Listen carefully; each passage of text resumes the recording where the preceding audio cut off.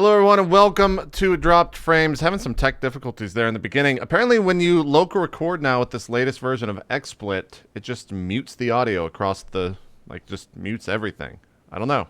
I've never run into that issue before, so that's interesting. But hello, hi, I'm JP, joined by the other two hosts and no guest, because fuck them. That's what I say. Yeah. Also... Yeah.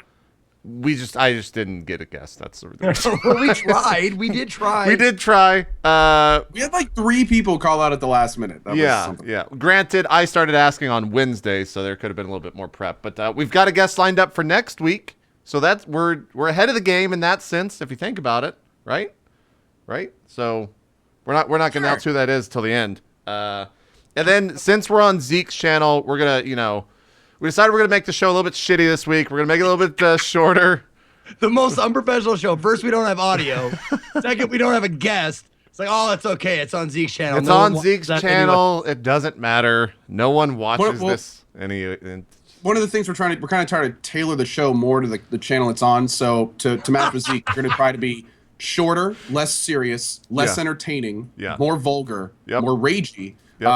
And you guys are fucking dicks. We've been dicks all day today. Like even the Skype chat right before this, we were just shitty to each other for no reason. Totally. I felt like we were on a roast or something like that, or ready for someone. Zeke's roast is still going. Apparently, it's still going. It's in the Drop Frame Skype group. I think we've been doing this long enough that we're all cycling together. Maybe that's. I agree. I think that's what I just started yesterday. I don't know about you guys. Oh, did you? 2 days ago for me. Yep. Oh, there you go. There you go. I don't know if you guys can hear that. A little bit. It's very faint. Only the loudest ones are triggering your mic, but all the other ones are construction going on downstairs. What are they doing? Just redoing some rooms? Yeah, they finally found a buyer for the building that I live in, and they're gonna put like a event space there, like for like, I don't know, bands or bake sales or whatever the fuck. Bake sales. Bake sales. Bake sales. Sure that's a thing. I don't know, but like an event center or something. Like, fuck. I don't know. Gotcha. But yeah, they're like just hammering away, and I was like, oh, this is great. There you go. Can any fucking else thing go wrong for this week's show? We'll see. I'm sick. I mean, yeah, Co's sick. Oh, and Co's sick. That's right. His allergies are acting up. Yeah. He's just normal allergies. He didn't have an allergic reaction to anything, as far as we know. Man. Yeah. As far as we know. But I'm sure some other shit will go wrong. But we're on Zeke's channel, like we said, so who cares? Let's talk about what we've been playing this week. Because I think, we have a little bit of a varied game list. Sometimes on Drop Frames and I think on Twitch, everyone kind of plays the same games. But when there's not a big release for that week, everyone kind of does their own thing. Zeke, you thought I was being sarcastic with you earlier. We were talking about a game that you had played recently. Surprise. In text, I can never tell with you because you're one of those guys that could be like really acidically sarcastic, and sometimes you're actually genuine, which is very rare. It's true. But I told him, I was like, oh, I was playing these games. He's like, oh, this is what I heard in my head. Oh, I'm super excited to talk about those games. It's like, I read the same thing. I assume everything JP says is sarcastic. It's true. Yeah, I know. Are you being a dick? That's true. Wait, did man label this broadcast wrong? Where do you and him play this game together so that we could talk about it? We played it on Wednesday. It should be labeled like Man and Zeke. Yeah, it's just him playing Dark Souls. He didn't even put your VOD in here. He didn't? I don't know if Twitch labeled the VOD wrong or what. Should be like Wednesday or something. It's He might have started the broadcast with the wrong title. It's Man plus Zeke. Oh, that I bet you that's what it is. Let's go back. Maybe this was from the day prior. That's what it was. Yep. Okay. All right. What the hell is this game? Because I'm interested to talk about it. Which one are you popping up first? Wait, this is not the game, but we're gonna start with this because I pulled it up. What the fuck is this? Oh, this is 20XX. Oh, this is one of them. Yes, 20XX. It's a local co-op. It's on Steam. Local co-op Mega Man. Like you can't see it. Wait, right are now. you dead in this particular part? You can't see it right now, but I'm dead. You Yeah. pick, like, the part because you partners will die, but there's like little pods where you can revive them, and hopefully he finds one. But yeah, you're on the same screen at the same time, playing Mega Man. You get power ups. It's like the whole thing. Hopefully, like soon it will show. Yeah, like, he just both died. us So. on the same screen. But you get to start off with, you get 2 characters to pick from. You get the girl character who is like Mega Man. She's got like an M Buster, like that kind of stuff. Or there you go, Nina and Ace. Nina's the girl character. She's like Mega Man, and then Ace has a melee weapon. He has like a power sword or something like that. And then like after your game is done, it's like a roguelike. So you get power-ups throughout the game. You spend money in the menu, like right here, to get like power-ups that will show up in the game. Like after you beat a boss, if you beat him in a certain amount of time, you get like bonus items and stuff like that. And that's what you're buying here in this screen. And then you go through levels just like Mega Man, and you try and beat like the robot bosses at the end of the levels and stuff. And if you beat him within a certain amount of time, then you get more bonuses and that kind of thing. And it's super fun. The music is just that's what I was about to ask. Killer. It is the music killer. from the stream, but I kind of want to. It's perfect. Perfect homage to the Mega Mans of old. And it's a really fun local co-op game. Now, I'm not sure if this one you can play it online co-op. Online, yeah. Can you? I don't know. That's. See, I don't know if you can. I know the other one that you're gonna hopefully show next. You can, but this one I'm not sure about. But I tell you what, man, I had a blast. I could play this for hours and hours. How many like bosses are there? I'm not sure. It's while it being a Mega Man game, it is still like pretty goddamn pretty tough hard, yeah. platforming. But we did get to like co-op. We got to level past the first 3 levels, and then you go to the next stage or whatever. Holy crap! Yeah. Yeah. This is the next stage right here, I guess. Yep. And that is pretty intense. There is a ton of shit going on. It There's is a lot going on that screen. Yeah. Yep. And I love how the title is 20XX, because back in the day it was like in the year 1990X or like it's fantastic homage to the Mega Man series, and I'm surprised like someone hasn't done it like this well. Is this a full release or is it early access? Where is it at right now in development? Think it's early access. Okay. I want to say it's early access. I don't think it's like a full release yet. In fact, I'm pretty sure on the title screen it says like, well, we're still working on shit and right. But yeah, I think it's still early access, not a full release yet. But man, it is a blast. It looks really fun. I wanted to play it again, but the thing is like, there's a boss fight. Yeah. The thing is, that's right. They are still working on it because the devs were in the channel going like, maybe we should pump up the difficulty on some of these bosses because there's certain special items that just fucking tear through them. Oh. And we just like destroyed a few of the bosses like very, very easily with special items. He's like, yeah, maybe we should pump it up a little bit. So yeah, it's still early access. I forgot that the devs were in there the whole time talking to us, which is always very cool. That makes me nervous when that happens, man. If you're just like, fuck this. It's good game, Des, but fuck this game. That's great feedback. That's great feedback. That's number one feedback for sure. But yeah, what were we gonna ask, Co? A couple quick questions, Zeke. Is the level stuff random? Is it the same like when you both die and the game is over? When you start over, is it the exact same progression of levels and everything? I think that's part of the roguelike. It is different when you start it off. Oh, cool. Okay. Second of all, single player. Is this something you could do by yourself? That's the thing. Never tried it. It was so much fun playing co-op. I wonder if the levels are like tuned for co-op. And finally, do you see yourself like going back? Do you see yourself playing this like as an evening stream and hanging out, doing that kind of stuff? Oh hell yeah! Oh, absolutely, man. This is. I mean, it's such a. I mean, it's so nostalgic for anybody who is of an age that remembers like the release, like remembers like that one moment in Mega Man 2 where the building's going up. Oh yeah. And you see Mega Man standing on the edge, and then the helmet appears on his head and it's like, it's fucking sick, yeah. Like anybody who remembers that shit will love this fucking game. Music is of that origin as well? Yes. Oh yes. It's all chippy and all good stuff. I might have to check this out. I kind of want to bring up the let me just switch over here. I want to look at the Steam page, see how much it is and everything. I gotta load up Steam and all that stuff. Yeah, I'm definitely gonna have to check that one out. That looks really cool. It does. I didn't even know that was released. First time I've heard about it right now. And it was really fun to do a broadcast with Man where we weren't versus each other. Oh yeah. Yeah. I mean, there was a lot of blame thrown around, but no like controllers thrown at each other. Let's see. Which happens. It's only $10 right now. In early access, yeah.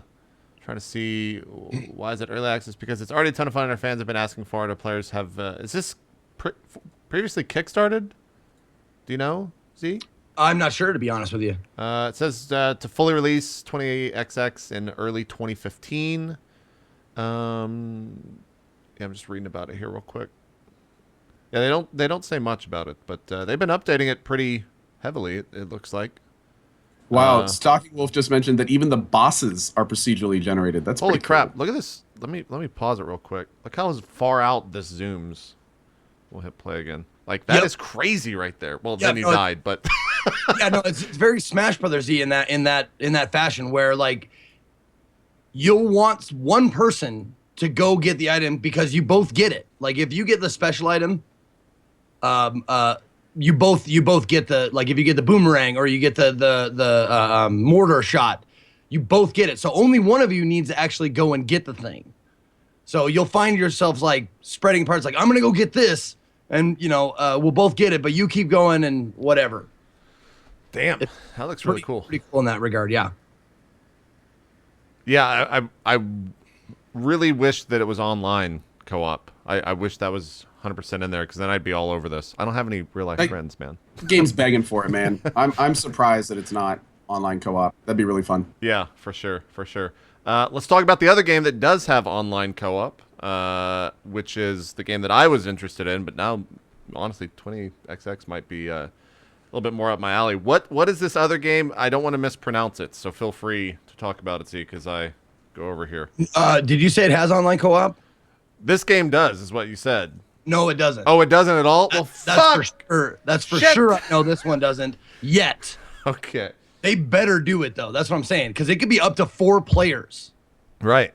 So they better do online co-op is all I'm saying. Like, that's a huge oversight if they don't do that. But Vagante is the name of it. Vagante, and I believe it's Italian for vagrant. I thought that's what like Julia said. So what is this game? Pitch this game. Okay. Looks like Spelunky. It's exactly Spelunky. It is exactly Spelunky, but it's online co-op up to 4 players. Or excuse me, local co-op up to 4 players. The Steam page says co-op will be will return. Okay, online co-op will return. Good. But yeah, it's co-op Spelunky up to 4 players. You get fantasy classes: rogue, warrior, wizard. There's a new class that we unlocked, and it was a guy with like a wolf skin on his head, and it just said question mark. So we don't know what the class is, but it is exactly local co-op Spelunky right now, and it is a fucking blast. Like Mega Man was cool, but this one was like more in my alley because I'm a fantasy nerd. Yeah. My D&D shirt on. But this was like I wanted to go back to this one so bad by myself, but I didn't like want to in case like man wanted to play it again at some point and we progressed together or whatever. But this is, I mean, it'd be fun solo, it'd be fun together. I mean, I can't like recommend it enough. And the devs were in the channel watching this one too, which was nice. Yeah, no, this looks. This is what I popped in. You guys were playing this like Thursday or Friday or something? No, I guess it was Wednesday because it was Men's Day or whatever, right? Yep, Wednesday, Men's Day. Yeah. Maybe it was after Drop Frames where I was checking this out.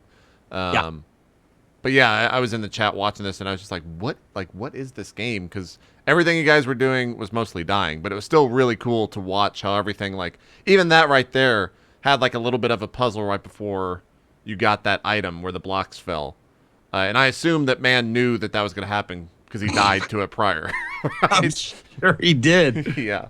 Well, there's a lot of things in there, just like Spelunky, where there's like secrets that I'm sorry about the construction.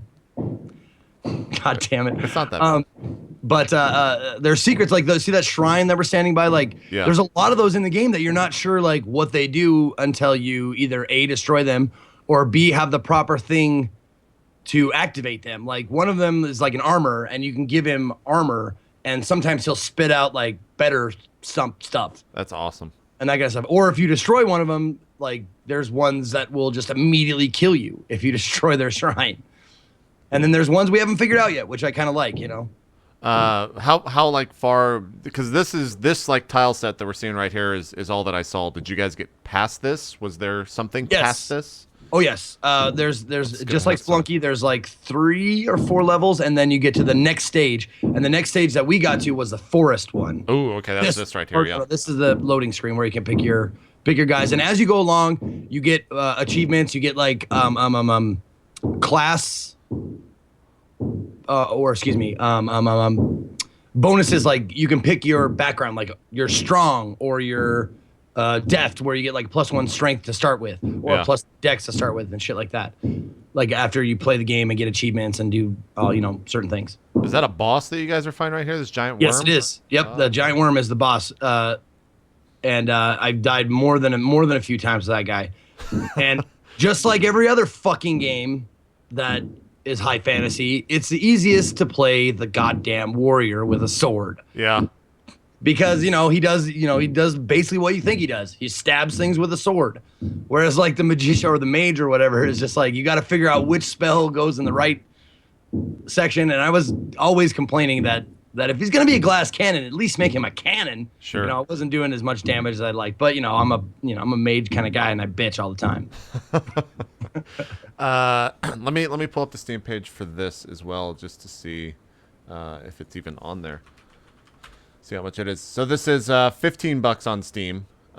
Still in early access. Let's see. It does, it's only got local co-op right now, single player as well. Like, could you play this single player, you think? Does it scale?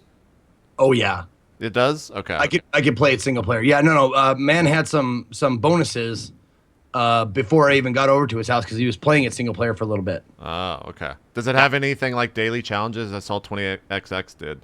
Yep. I think that's something that games like this you're going to see a lot more of, just because of how well it did with Spelunky. Like, that is why Spelunky still is played today, is because of those daily challenges. Yep. What is that old adage about, like, stealing material? It's like good artists borrow, great artists steal outright. Yeah, something like that. They stole outright from Spelunky, and they did it right. It's Spelunky was the first one to do something like that, as far as I know, and it made that game, like, the life of that game was extended like half a year, and I guess people still even play it today. I remember watching I don't know if it was the actual world record guy, but it was the guy who would do like the crazy fucking runs. There's so much terminology in that game that I don't want to say the wrong thing, but it was like the hardest run to do, with like a banana or some shit in your inventory, or you like bring the banana all the way to the end boss or some shit. I watched that stream. It was awesome. Like, it was super tense. I remember watching the VOD of that stream. Like, it was so fun to watch. So I definitely want to check this game out. I think I might be more interested now in 20XX. I just wish they both had online co-op like that. No, it's rare when you can find one co-op game that's fun, let alone 2 that are some like completely different but equally as fun. Right. I was really surprised when he said, like, yeah, I got a couple of co-op games and I was expecting to be like, yeah, I'll play for an hour, and but no, I wanted to keep playing, man.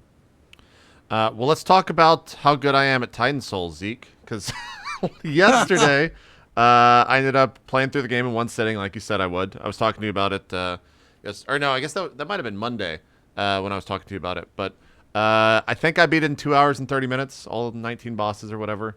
I actually do what? That's about the exact same time it took Elo. Yeah. I actually really, really enjoyed this game. It's very short, I will say that, like, super short game. For $15, it's kind of a high price point for what it is, but yeah, I absolutely love this game. The music, even though, like, I only heard I was talking about this yesterday on the co-op channel, only the first like 10 chords of every song, because you either die or the boss dies that quickly, because everything's one shot. The music is probably the best point in this game. It just sounds fantastic, but I could not recommend this game. If you enjoy Souls games and you want like a Souls light, almost like something in that same vein that's not too much of a commitment, like, this is the perfect game.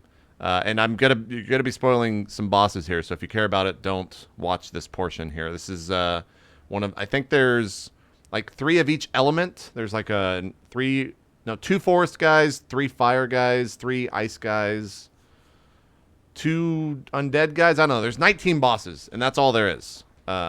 Which boss for you, Zeke, gave you the most trouble? This one right here was pretty bad, but the one that gave me the most trouble was the cube with the spiky balls. Cube? The guy was like, and he would drag himself, and then he'd do a spinny thing. Trying to think. This guy was a motherfucker. The knight that had the arrow. See, I didn't know how to beat him for a while. I beat the last guy before I beat this guy, so I had a little bit of an advantage. Oh, okay. Yeah, I didn't do any of the fire things until after the game was beaten. And honestly, the final boss, not the final boss, but the final boss, he was the hardest one for me. Like through. Dude, that dude was a motherfucker. Yeah, and I even beat him by just saying like, I have no idea what I'm supposed to do, and then I just won. Like literally mid-sentence, like I have no idea what I'm supposed to do. Jeez. I just killed him. Like, that's the thing. Like I knew what I was supposed to do, and I couldn't get it done. I had to have like one lucky arrow. Yeah. It's like, come on, pow! It was like, ugh. Yeah, it's the arrow where you're either gonna die if it misses, or you're gonna win if it hits. For sure. Well, if you look at the highlight and just that highlight, I look like pro because I'm like tap tap pow. Oh, on the boss? On the boss? Yeah. Yeah. Yeah, that's the thing is like every time you kill a boss, you look really good doing so because it's usually like the easiest way to beat a boss is like in his first maneuver because the longer that you're alive against the boss, right, you're just going to die because it ultimately just gets too hard to keep up with.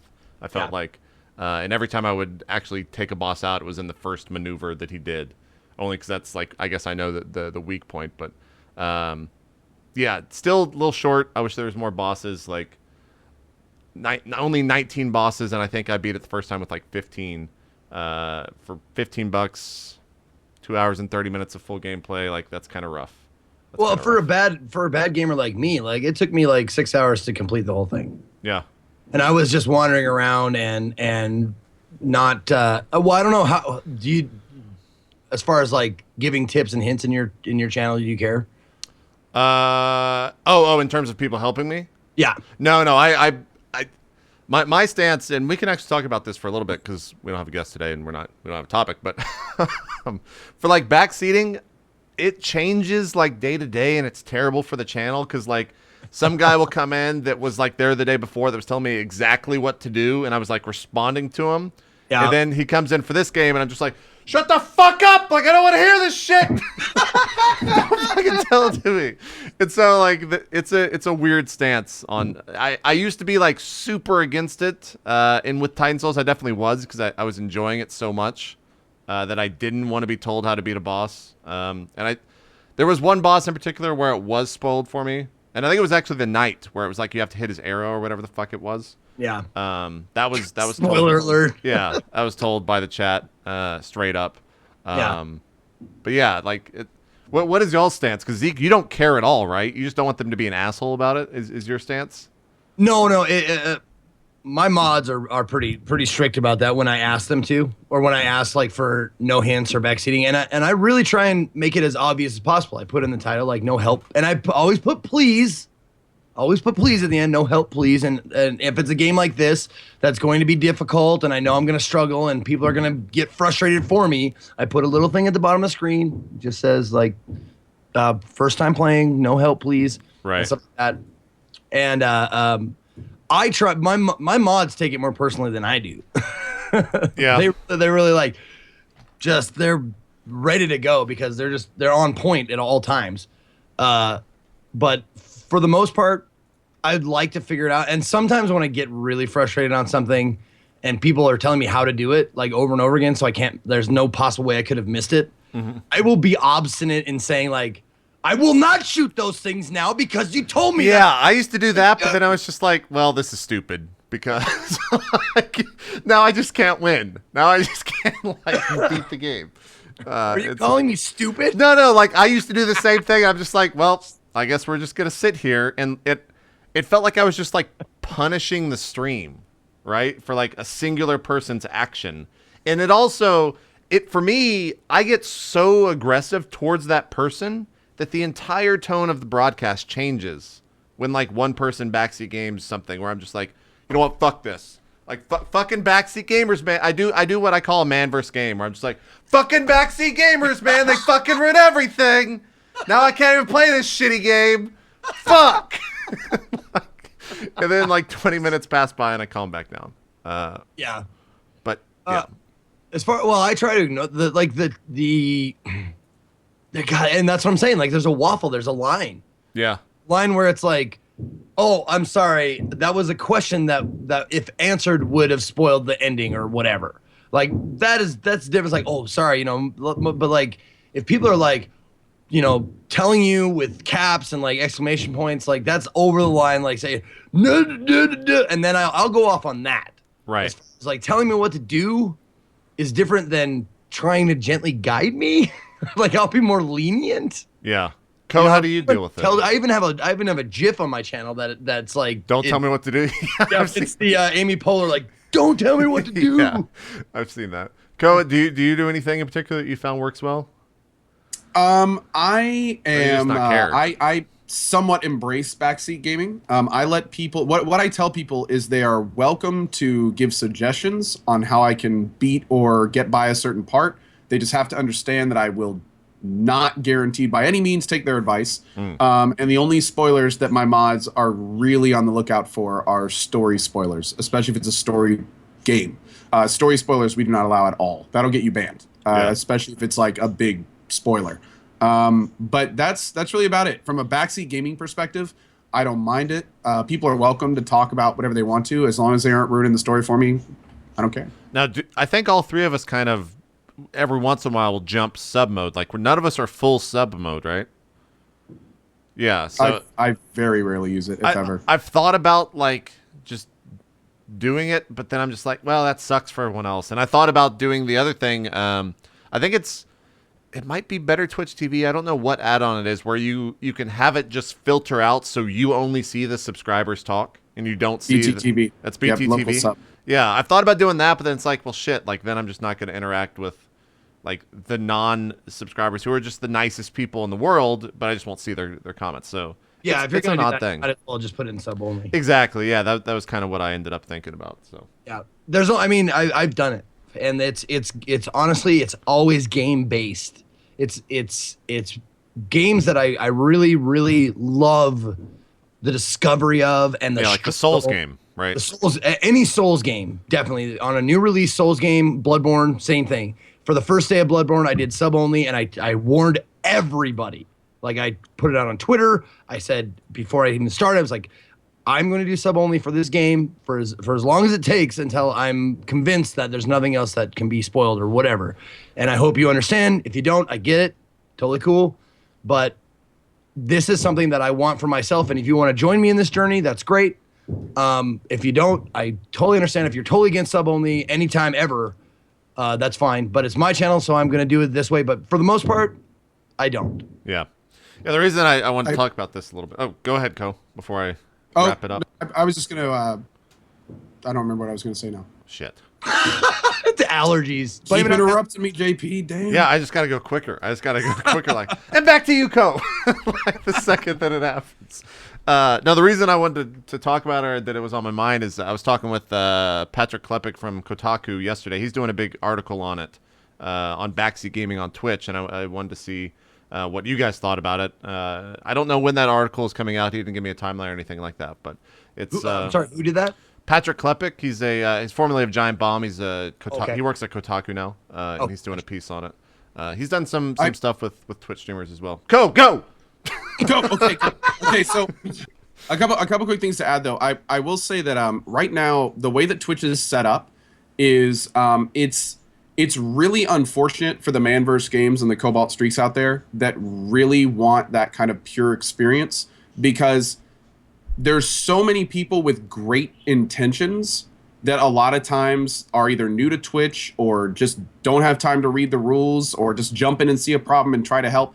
Like one of the reasons that I keep pushing to Twitch, I'm like, guys, please give us a splash screen that we can put what we want and people have to hit accept before they view our screen. That would just be like awesome. sure warning, just let us pick what's on it. And then you could put on there, Zeke, hey, I'm playing Bloodborne today. Please do not give me any spoilers in chat. If you understand this and want to keep watching, please hit accept. If not, please find another channel. Here's some suggestions if you want to go help. You know, just something to really That'd let be a really that good idea. kind of thing, you know, that's just one. I mean, a splash screen has 1,000 applications. That's just one. But that right there, it's really unfortunate because it confuses people. It really puts this kind of spin on it where side A is trying to help and it ruins side B's experience, and that's like a horrible situation to be in for anyone, because of course if you're the person, like for me, a lot of people know I got banned from Cobalt Street channel completely. One of the first times I ever spoke it. Totally banned from Cobalt Street What channel. did you say? You just I told was him? checking him out and he was playing Banished, and I didn't read the rules. I was dumb. I didn't read the rules. You know, I'm just messing around and I drop in and I'm like, hey, this guy's cool. And I had just been playing Banished. So he was having a lot of problems with population, and he was talking out loud. He was like, okay, you know, I don't have enough people and I need to get this. For some reason, my people keep dying. I don't understand what's wrong. So I say in chat, I'm like, hey, dude, you need to get, I don't remember what it was. Like, you need to get a town hall and then you can buy more people there. You can buy, you know, and then it'll be okay. And it got purged. And a few minutes went by, and me being totally dumb and oblivious, you know, just trying to help. I was like, hey, sorry about that. I just put that if he does this, he'll get fixed. Purged again. So at that point, I was like, oh, shit. So I scroll down and I look at the rules, and like one of the first rules was sitting there like, oh, man. Please do not backseat. What does this mean? Blah, blah, blah, blah, blah. And I'm sitting there like a total idiot, right? Like, oh, I can't believe this. So I write out this paragraph thing. Hey, I'm so sorry. You know, I'm another caster too. This is back when I was tiny. And I was like, you know, I didn't mean to do that. I didn't read your rules. I'm totally sorry about this. But I had like a 600-second ban. So I kept going back to I copied and pasted it right, and I kept going back, and you're still banned for 200 seconds. You're still banned for 60 seconds. And then I go to a message, and some guy is asking me about streaming. So I copy my streaming podcast, and I put this little thing of, hey, you want to know how to start streaming? Check out this podcast. Let me know if you have any questions. And then without thinking, tab back to Cobalt's post in his chat room. Hey, starting streaming? Check out my YouTube right here with this link. And the second I looked at it, I was just like, holy shit. And instantly, the hammer came down so hard, it closed my window. Like, I literally, it was, yeah. So then, of course, when I see Cobalt at one of the PAXs, and I was just like, dude, I am so sorry about this. And he just looks at me like, what? And oh, dude, don't worry about it. And I was just like, I'm so sorry. I'm so sorry. And all I could think of, that's actually the day that I was like, if I had known, if you know, it's such an easy thing. Like, yes, I should have read the rules, but if there had been something, just a little heads up, you know, and we wouldn't have been there. So yeah, kind of funny. But on that note, and I actually remember what I was going to say earlier, there is a magical time on Twitch when you are playing a game the minute it releases. Yeah, because no one knows any better. Nothing that can be spoiled. And all of a sudden, your entire chat room turns into people that are 100% genuinely trying to help you in those situations because no one knows. Yeah. And, you know, it's, man, I love it. But it's like that day after when everyone knows 90% of Twitch has watched other streamers beat the same bosses, and they're sitting there, like, feeding you the exact way. Well, this guy did it like this, and this guy did it like that. It's just like, oh. Yeah. They kind of, yeah. Yeah, that's true. It's unfortunate. It's true. I get a lot of first day experts, like people like saying, "No, you got it." Like honestly, like never have. I mean, it's just got released. There's absolutely no fucking possible way that you could be an expert at this already. But they're coming in like, "Nope, you gotta." It's like a construction worker boss. Exactly. It's like, nah. You gotta do it this way. Now what are you, an idiot? Yeah. Come here. You dipped when you should have ducked. Exactly. Yeah, I might go back. I used to play like all the games like the second they released, and then I just got tired of, I guess, the stress surrounding that of like you got to be live when it comes out. But I need to go back to it because that's a great way, like you said, to get rid of the people that are just blatantly telling you how to solve X or how to beat X because no one knows any better. Co, what have you been playing? You've been playing a lot of stuff on your channel. I think we all have, but what do you want to start with? Well, I've been playing so much more GTA than I ever thought I would. I think same here, man. I mean, looking back, you know, for months and months and months, I was asked, why haven't you played GTA? Why aren't you playing GTA? And I've always said, you know, it's GTA, whatever. It's not really that interesting, and you know, whatever. Are you gonna play it on the PC? Probably not. This is what I was telling people. Probably not. And then I remember one night I was looking at the Steam page, and I was looking at the little Steam video, and I was just kind of casually looking at it, and I remember going like, oh, that's cool. I haven't seen that in a game before, or that, or that. Did he just jump off a plane? Was that a...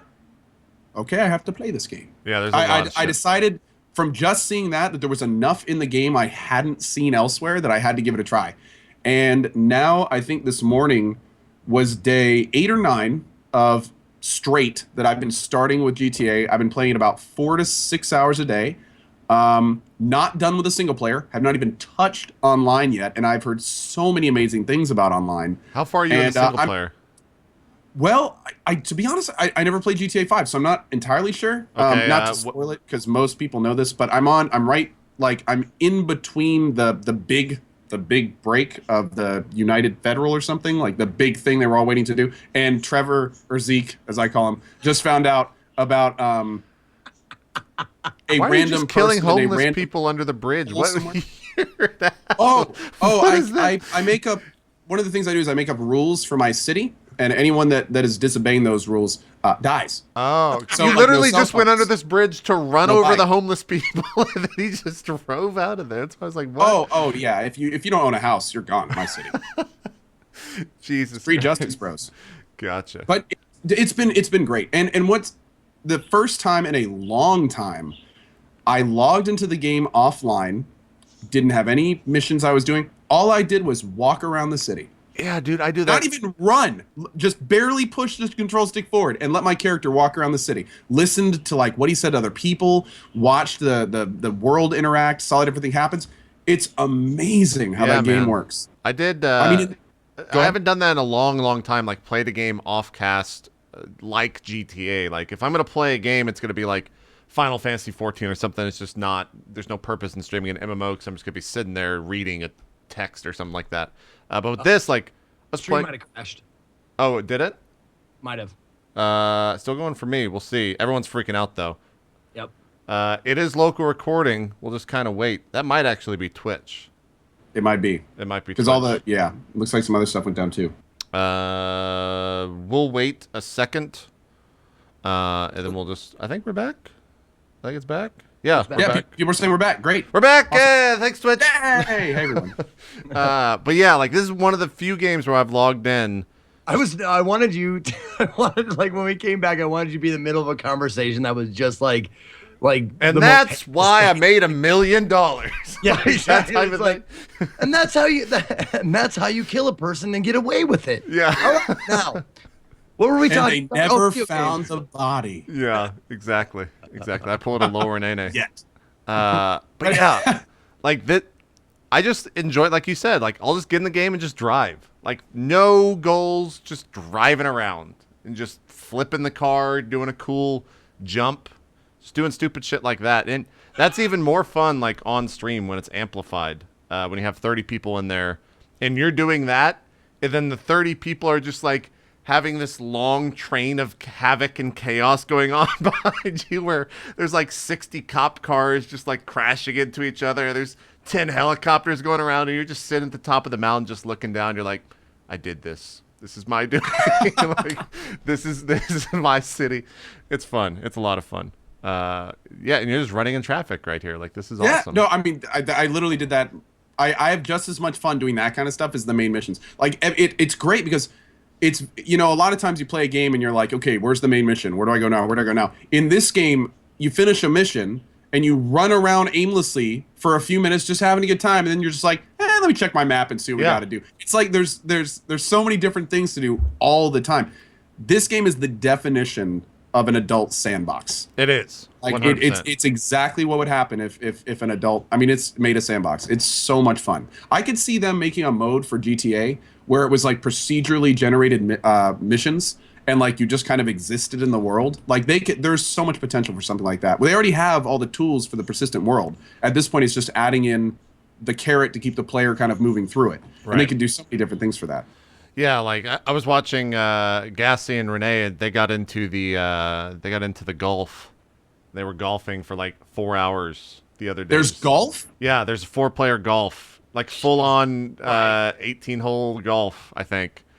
And they were just golfing for like 4 hours. 30 list of things to try in the game. They were just sitting there golfing. They were doing like these stupid voices. This is probably my. I want to do this. Like, look how awesome this is. We're like me and like 20 people from the stream are in this bus, just rolling through the city right now, and then eventually, like, it just goes bad. Whatever they call it, like we have a tipsy trolley here in Billings, where you take a party bus. I don't even think I was driving at this point, but all those people in the bus are like real people, and then there's like a helicopter outside right above us. The best part about too, when you get all these people in a game with you, is that the way that like the cops, the 4 stars or whatever, will go from player to player just because X player killed, like, player X killed player Y, and then player Y loses all of his stars, but those stars go over to player X. You can't get rid of cops. It's just impossible. So no matter what, like, they'll always follow you around unless everyone dies somehow. This goes bad pretty soon, so I'm going to keep it on the screen because the helicopter's like trying to fly on top of us as we're just driving up this hill. But even on Twitch, like, apart from R3 or I guess Zeke, you haven't touched this yet, right? Yeah, I did. I did a little bit. Okay, you did. Apart from R3 streams, like, everyone on Twitch is doing this, and there's no, like, they're just fucking around in GTA, and it's like, I think the past week it's been like one of the most popular games on Twitch in general, of just every broadcaster just screwing around. Like, some people are focusing on heist, but a lot of times people will just jump into the city and have fun. I did not expect that. I finally did online stuff, and to be completely honest, it's a little convoluted. Like, as far as getting online and getting it done, like, I had Spamfish there, like, guiding me through it. Like, you have to do this, and then you have to do this, and then you have to go to this screen, and then you have to invite blah blah blah. And I was like, Jesus Christ, can't they just make it easier? But once we were in, we did some of the death matches, like that kind of stuff. And we're at like a military base, and I was like, shooting at guys, like, yeah, it was fun. And then I see like a F1 fighter going, and I was like, is that is like, no, someone hijacked a F1 fighter and is shooting at everybody. Yeah. What? There's like, you get in the fighter and you shoot at people. Here, I'll let me fast forward a little bit towards the mayhem, because we do just that towards the end of this. The other thing too is, it's funny. You'll create like these little rivalries with your viewers, where like one guy will kill you, and then it just turns into like you and him just killing each other over and over. And it's all in good fun. And then if it gets too out of hand, you can just go passive mode to where like no one can hit you. Although it's kind of like the bullshit way to get out of it. I'm trying to find... okay, so here's me skydiving into the military base and then just getting completely obliterated. I feel like I'm like showing vacation pictures or something in a family. But I wanted to get one of these. I want to get like 30 people in one of these giant planes and just cruise around with like 30 people. It'd be so much fun. But you'll see it doesn't. Nailed the landing. Yeah, it doesn't go very well here. Oh, and you get a bomber. You get in the bomber? Yeah, I tried. Granted, if you look at this, like in retrospect, to take off with this thing, it wouldn't have worked at all. I would have had to turn immediately, and then I just get wasted. I've tried like 3 times to steal one of those little military helicopters. I just bought like the airplane thing with Franklin, kind of in the middle of the city, but I don't have any helicopters. Like, there's none there. So I've been on this mission to try to find a helicopter and land it there. And oh man, it's been fun. It's like, it's like a mini quest I made that I've spent hours on and haven't been able to do yet. Yeah. Well, I could definitely see this like becoming a one, like some streamers, like one game stream, and just GTA bullshit all day. Yeah. And just like finding new and different things to do with it every single day. Yeah. Well, it's actually kind of interesting, because when I first bought GTA the night before, and I remember kind of, getting everything downloaded and set up, and I remember being like, man, I really want to play this in the morning, but everyone's already seen this. I don't think anyone's going to watch it. I remember being there like, I'll be lucky to get a few thousand viewers. Everyone's already seen this stuff. And then I turned on in the first day of GTA. I wasn't even first. and I think I had just over 10,000 viewers. Yeah. And I just remember sitting there at one point being like, what are they watching? Like, it's just new graphics, and like that's all I'm doing. And I had my title like story, first time story playthrough, you know, and it's been great. I mean, even still today, you can get, you know, I think the most I get these days with it is like between 5,000 and 6,000. But even then, it's not a hype title. It's not like a big release. It's not brand new. That's amazing for a game of its age. Did you see how many copies they sold in the first 24 hours on PC? I think they eclipsed 1 million sold. So it's pretty fucking insane. Because they did $60 release title. Yeah, they did that back when the game released initially on like PS3. I think it sold like. Was it in the billion? No, it wasn't in the billion. There's no, or maybe it was billions.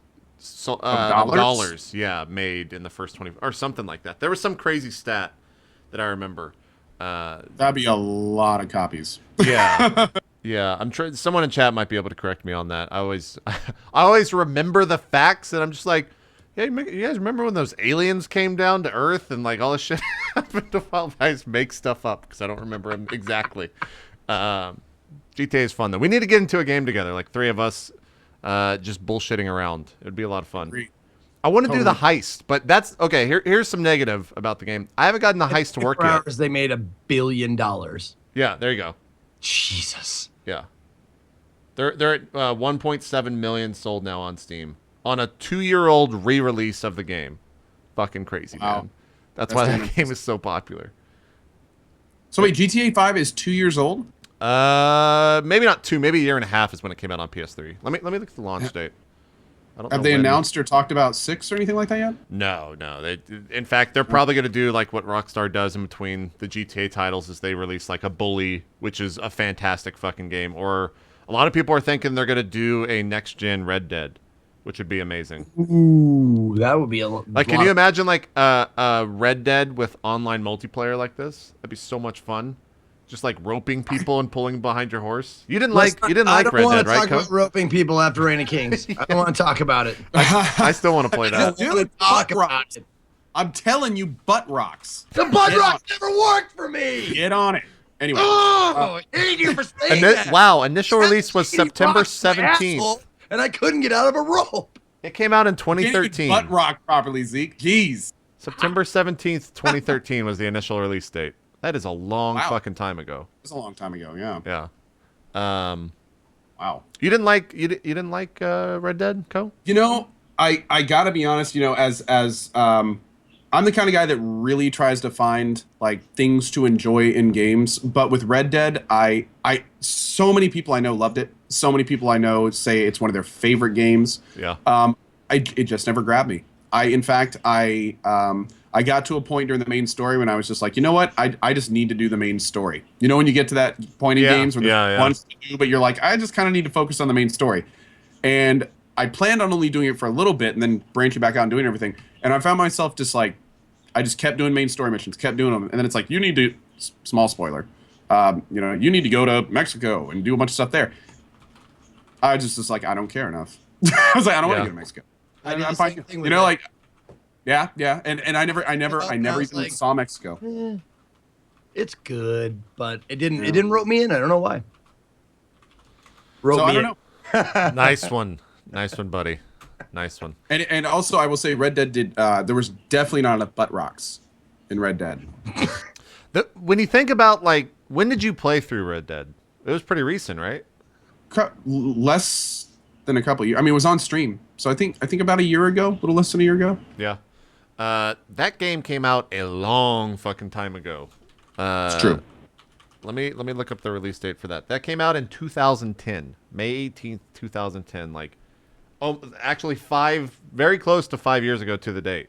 And so I really wonder, like, in today's video game world, like what the new Red Dead would look like and what would be in it, and if it would be enough. Because I felt like that was probably Rockstar's best story out of all the titles they've done so far. And that's for me, that's saying a lot because I think GTA 5 story is like fantastic.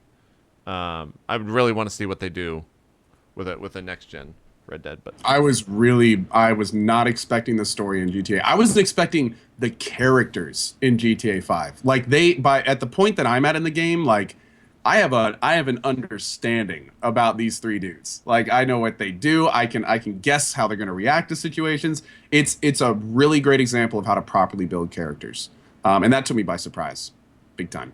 Yeah, and the other thing too, and me and Wheat were talking about this on Saturday when we were playing off stream. Like, the animations in GTA 5 might be some of the best, if not the best, right now in like video games.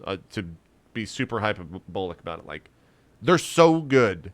Just seeing someone fall down, or just seeing like someone pick up the phone, or seeing someone like smile, and like the entire character just looks so awesome. And it's not just your character; like everyone in the game looks like that. So I think I'm probably gonna be playing more GTA 5 in the future, especially now because there's kind of a lull until Witcher 3 comes out. So we'll see. What? Yeah. Which It's 3 game time eyebrows for me, up? man. Yeah, everyone's gonna be playing. Witcher 3 is gonna be like the Bloodborne effect. I feel, honestly, except people aren't gonna beat it that quickly.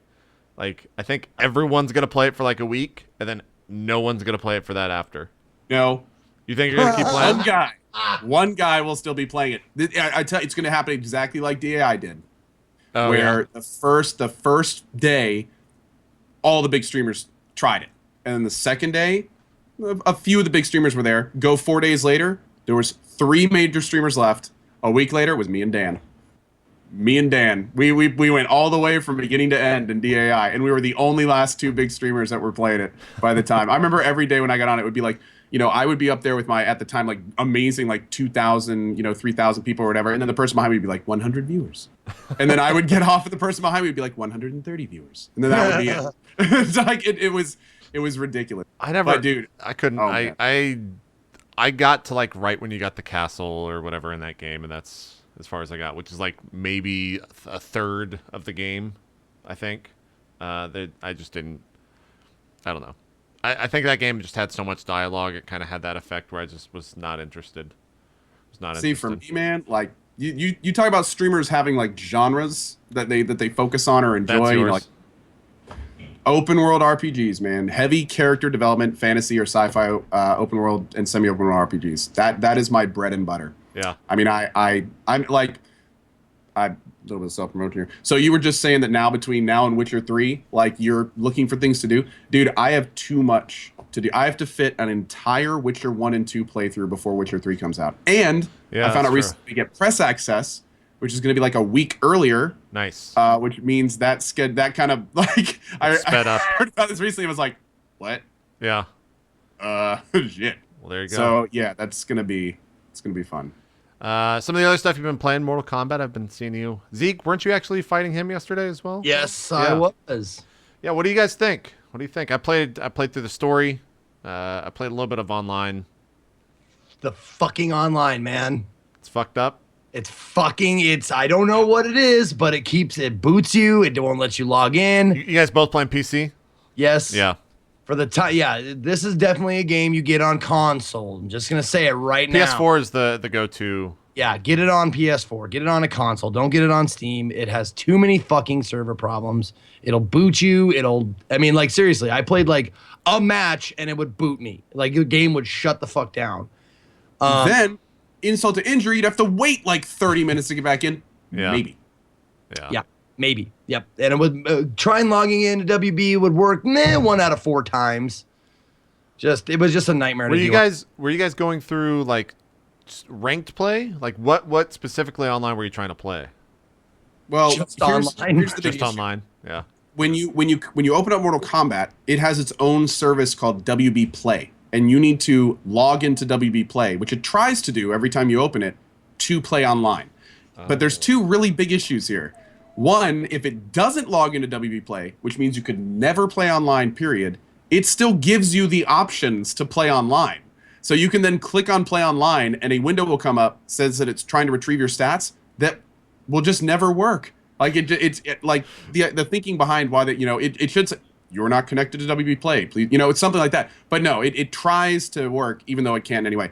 Then WB Play itself has been having huge amount of issues, and this is all compounded with, of course, you guys remember when it was released, it was a night, like, people couldn't even play the game for the first day. Yeah, first 24 hours was fucked up. Yeah. So at the end of the day, it's Mortal Kombat is a lot of fun. In fact, Razer sent me this awesome fight stick thing. It's really enjoyable. I have like 40 hours in it almost. The game itself was really impressive. You know, I hadn't played a fighting game for almost a decade. Last big Mortal Kombat I played was 3. I was blown away by how kind of, even though it feels a little bit slow, everything's kind of tight. You know, everything is pretty fast, even though it looks kind of slow. Fatalities are way over the top. X-rays are ridiculous. I don't know how those made it into the game, to be honest. But it's really fun. And when it does work, it's great. Like me, Zeke, and Fairlight, man, at one point we were doing a 3-on-3 and like we were watching each other fight. And I mean, it was a really good time. And then one of us crashed. Yeah. Yep. And for an hour, we kept trying to play with each other, and it didn't work. I would get in, and then Zeke would get in, and we'd play around, and I'd crash, and then Zeke would wait for me, and then I'd get in finally after 20 minutes. We'd play around, crash again, then Zeke would crash, and then, it was a mess. Yeah. But the game itself... when you can play, it's definitely fun. It's a lot of fun, yeah, and it's I think it's really well put together. And you know, if you work the combos and you work them out and you start getting good, like you feel your progress. Yeah. Like I started to feel progress with certain characters because I was like, and I'm bad, but like even I was feeling like the progress of like, okay, so you do this, bounce him, and then you can do this. It's like, okay, I'm starting, like it actually feels like you're making headway with certain characters and stuff. Yeah, we were talking about a little more, yesterday. I wish there was a deeper tutorial, if that makes sense. Like the tutorial they have is like, press X to punch, press Y to punch harder. Like that's the extent of it. That's all there is. They do a little bit of comboing, but there's not much. Like I wish there was a full-fledged, like you could put up the combo, like the full string, like 35% no X-ray combo, and then just practice over and over. Like that would be super good if they could add something like that in. Because like one of the big streams on Twitch for the game the past couple days has been Justin Wong, of course, like legendary fighting game player, and like watching him play is just like, you know what? Fuck this game, man. This guy's like way too good.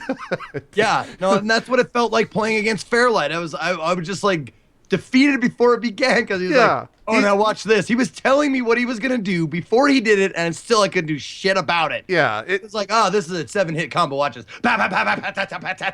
Oh, apparently you can do that. And maybe I just didn't go deep enough into the training because it started off so simplistic. Well, according to chat. I did all the tutorials. They do tell you how to counter block and how to, you know, do power-up moves and use your bars and endurance and stuff like that. But they don't explain to you how to chain combos, explain to you how some moves go into others. And I actually agree with you. I would love, like, all the stuff you see at the end game of Mortal Kombat, none of that is really covered in the tutorial. Like, they tell you how to do a special move and how to punch and how to block and counter. They don't tell you how to block a counter, which opens a window. You can knock them up, then use a move that goes down, then overhand that to bounce them up, then kick. You know, like, they could really show some basic strings together to really kind of jumpstart your understanding of the game. Yeah. I actually, just like Zeke was saying earlier, I picked a character. I actually started playing with Scorpion, and I went into training and just sat there for like an hour, just like, okay, what if I do this move into this and this into this and this? And I found this combo. It's like, you know, 3 attacks, then immediately you warp across the screen, hit them, uppercut them, and then you grab them in the air, and then you can do it again, or you can like. There's so much to do with just a little bit of research that. By the time I was done in Mortal Kombat, I definitely wasn't good, but I did have a 2-1 online record. So I had 2 wins for every loss. Yeah. And I wasn't good. So, and it was, granted, you know, it took me a little bit to get there, but really a fun game. And the thing that really impresses me with it also is that not only is there a good amount of characters, but every character has different forms, the 3 different forms. Oh, and that completely changes how some of them play. Like almost completely different characters. It's really wild. And it's all balanced pretty well. I was watching. I don't know if I don't know his title at the dev house, but they were saying when you go into the versus mode, I think it's you hit up on the D-pad and then you can like stealthily or choose your skill set without the other player seeing what you choose. So then he goes into the match blind, so he can't like quote unquote counter it. The only problem there is, once you've played the few characters a few times, they're visual indicators. Like take Kenshi, with like for example. Kenshi, in one of his modes, he loses his headband and his eyes glow blue. So it's like, if you can instantly... now, I don't know if it hides that too. Yeah, maybe it just does like the default skin. Someone in chat would have to tell us. There's a few times in online mode, man, you get your online mode starts and your opponent goes right to a character and then right to a certain thing, and you're just like, shit. Yeah. it's one of these guys. Dude, I think. Oh, great. I think I fall into the category of one of these guys because I play Kung Jin and I just do the same like drop kick combo that apparently everyone's fucking doing. And I'm like super successful with that, and I have no want of playing any other character because I can just like drop kick someone down, they bounce off the wall, you fucking uppercut them, and then you X-ray, and it does like 44% damage. I'm like, yep, I'll take that. I say this with nothing but positivity, JP, but you have a miraculous method of finding the absolute cheapest ways to win games. I do, 100%. Like it's from Darkest Dungeon to to this game to like I could just name so many others where you're like, oh yeah, it's totally easy if you just do this, this, and this, and then never do anything different. No, I've recognized this, and that is one of my greatest strengths because if you look at me and Zeke and Vixen and Goldglove playing at any PAX East event or any PAX event, they will get absolutely crushed at whatever game we play if they've never played or if none of us have ever played it before because I will find that within seconds and then just do it over and over and over again. And Zeke, I think, can attest to that. Yeah. It's good. And like, there's like people were telling me like when I started playing like, oh, you gotta find your character and just keep going with it. It's like that seems against the game to me. It's like really? I want to experience all of the characters. Like I can't stop at one because like if I was gonna stop at one, I'd probably play like Sub-Zero the whole time or whatever because I kind of figured out his moves and I've liked him throughout the genre and stuff like that. And I wouldn't play another character, but I kind of want to play all the characters and stuff. So I'll suck. Well, it's kind of interesting. Most of them. It's kind of interesting you say that, Zeke, because it's there's actually a streamer and talk about grabbing a position opportunity. This guy is the definition of it. Unfortunately, I would tell you his name, but he uses a bunch of letters and numbers, so I'm not sure. His name is True Talent.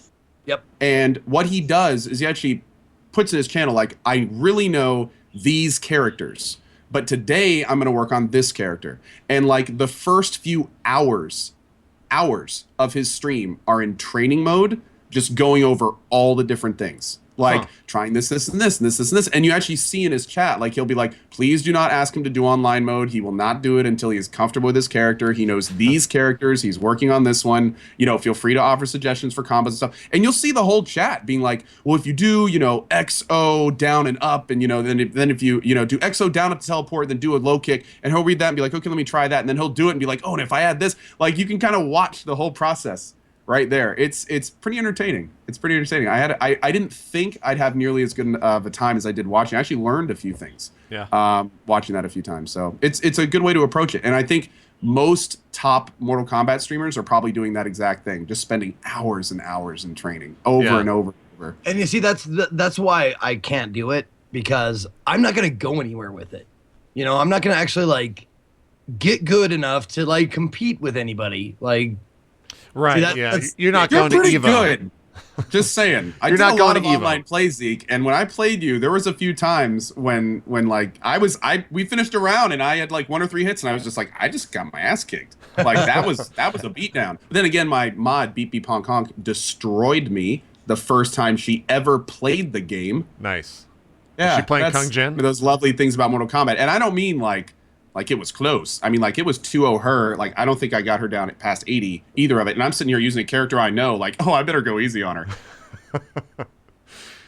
Jax is a beast, just saying. Dude, Jax, I've been watching a lot of Jaewong playing this, and he plays Jax Heavy Weapon, I think is one of his, where he's got the bazooka. And he just, like, when he plays people in this game, it's not even, like, he's just fucking around. He doesn't even look at the screen half the time. He's just reading chat and just like, oh, get fucked. He's just destroying someone like flawlessly. He was doing it yesterday in ranked mode where he was looking up brutalities and just going through every brutality on the characters. And it was just like flawless. Those are tough. Yeah, he was just doing it like no problem. He's like, oh, I gotta do 30% acid spit. All right, no problem. Reptile, he just goes in there constantly acid spitting. Some guy will like come over and try to mix him up and he'll block everything perfectly the first time he sees this combo. I'm just like, fuck this guy, man. He's too good. He's too good. People like that are why I can't. And it's the same thing like when you watch a pro play an RTS game, you're just like, I'm never going to play that fucking, I'm never going to play StarCraft 2. Like, it's the same thing with fighting games for me. It's always been like that. But Mortal Kombat's been pretty approachable, so. Dude, there are some people out there that can just process that data so much faster than I can. Yeah. I mean, like just like you were saying, like I've actually watched Justin Wong on it too. And the kind of thing where the opponent starts to do an animation, he knows and you it. can visually see him counter it before the animation's up. Yeah, dude. I'm the kind of guy where that animation starts and finishes, and he's starting the next one, and I'm still reacting to the first one. Yeah, I'm like 2 steps behind. These I'm guys even are stupider. like where I'm reading just like, ahead. oh, look at that! That he just hit my face, and there's blood everywhere. That looks real. Oh shit! I just got hit. Like, that's my reaction. Hey, the round's done. When did that Yeah, happen? I feel like he sees fighting games as like fucking Neo sees the Matrix, man. I feel like he can load into any fighting game, and in the first round, we'll just be like, I get it, and then just fucking destroy so someone. that's exactly how this combat system Now, works. let me ask you guys this. I don't know if you guys feel the same way or think this way, but do you ever just sit there and go like, I wonder if there's a game that's coming out or has come out that I haven't played yet that I will just be like the wizard. I'll just like Beethoven looks at the piano. It's like he just knows what to do. Like I'm waiting for that game. Like this is my game. I kind of feel like MMOs, like I can get into an MMO really quick and figure it out really quick that way. Not on like I can't like. There's no point in counting animations and something of that level, but like with an MMO, I can definitely get into pretty quickly and like figure out the systems. But nothing on the tier of like a top tier StarCraft player or a top tier someone like Justin Wong or some of the other fighting game gods that just fucking no matter what fighting game it is, they are automatically in the top 10 players of that game just because of the fact they're playing it. Like, Yeah. I don't know. Do you have a game like that? Have you had a game like that, Zeke, where you thought you were going to be? Like, do you have an example for you? No, like someone brought up someone brought up Verbis Virtus, but that's just like because that's always what that's what I've wanted to do since I was 6. Yeah. Like cast spells with my voice. But I mean that's not a game you actually get yet, It's just like, oh, this is awesome. I love it. Co, you got a game? Have you ever had a game like that? Well, I'm kind of in your boat with MMOs. Yeah. I feel that I look at an MMO from a mechanics standpoint instead of like the overt veneer kind of deal. So, the first thing I'm looking at is, okay, how am I earning money? How am I earning experience? What's the quickest way to do this? What's the fastest path? Are quests faster? Is grinding faster? Like, yeah. I break it down. But really with me, the only games I really excel at are games that I enjoy, like Fallout, Elder Scrolls and stuff, that give you the ability to kind of make your own story. And I know that theoretically you can argue that anyone that takes their time would be good at those too. But like I'm a hoarder in those big types of games. I'm the guy that will end up with the biggest everything in the game what I want to collect and utilize to properly advance the story. Yeah. And I think that a lot of times that play style can really bring out some really fun stuff in those types of games. But in terms of being like better at it than other people, no. Like the only thing that would ever happen with is like either a Twitch based thing, and I mean Twitch like not Twitch, the video service, but sure. Twitch based. And you have to play those games all the time to be really good at them. And it would almost be insulting to the people that play those all the time if I could pick up a game and be really, really good at it. There's people that spend hours and hours a day playing games that we've picked up and put down once just to be really, really good at them. Sure. So there's always going to be there's always going to be that person for every game out there. And I kind of like the more fact of I try to generalize. I try to be okay at every game I play, be it racing, fighting, right, shooting. I'm happy with okay. Above average, a little above average. I'm happy with okay. But I'm fine with that. Sure. You were referencing True Talent, one of my subs that I shit on yesterday, so I'm going to hopefully make up for it here. By reading your comment, he was saying that True Talent went from 30 to 66K follows since the release of MKX. It's kind of crazy. Yeah, like I was saying earlier, an amazing, phenomenal positioning. Like, basically what he did, he put his channel at the very front of a game. He quickly gained traction, and I don't know if he made the decision to do it or just absolutely fell in love with it. When I've streamed Mortal Kombat, almost every single day since MK's release when I've gotten on, he has already been on, and he is almost always off when I get off, giggity, in the evenings. And I take a break. Right. And I don't know if he does. And it's just the kind of thing where You know, he's built up this massive base in one title, and he's just absolutely farming the hell out of it. And that's exactly what I would do in the same position if I was his size. He's just traversing levels of Twitch every day that he does that. If you go and look at the social plate of Jay Wong, Tuesday the game came out, 4,400 follows, 3,400 the next day, 44, 2.8, 3.1, 5.9, 7,000, 2.1, and already 400 today. So he's gone from 47,000 followers all the way up to 80K now in the course of about a week. So he's climbing. There's a lot of people that love to watch fighting games. I kind of equate the fighting community to the speedrunning community. They like to watch people do well.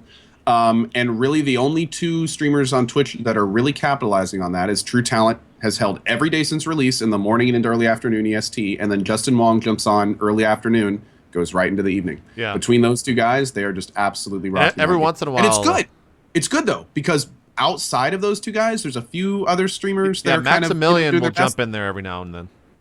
But he's like a casual, you know, they're just messing around. Like there's between Justin and True Talent, those are the only two bigger streamers that are really like, I want to do well. I want to show you competitive gameplay. I want to show you the highest end combos. Yeah. And that's good for Twitch. That's really good for Twitch because that shows the general fighting community audience, hey, I can come here and see people doing really, really well at this game, learn stuff from them. That's good. Now, is this the first major fighting game release, like new release that has come on during the Twitch era? There's been others, and there's a lot of niche fighting games. There's a lot of Japanese games. Justice count? I feel like actually is one. Yeah, no, it was. It was pretty big. It actually had a release. Didn't have a lot of staying power, as few non-franchise fighting games do, unfortunately. But it was pretty big for a while. I remember looking the day on Twitch and being like, "What the hell is this game?" It's like the third biggest on Twitch. I've never even heard of it. So Street Fighter Ultra, kinda.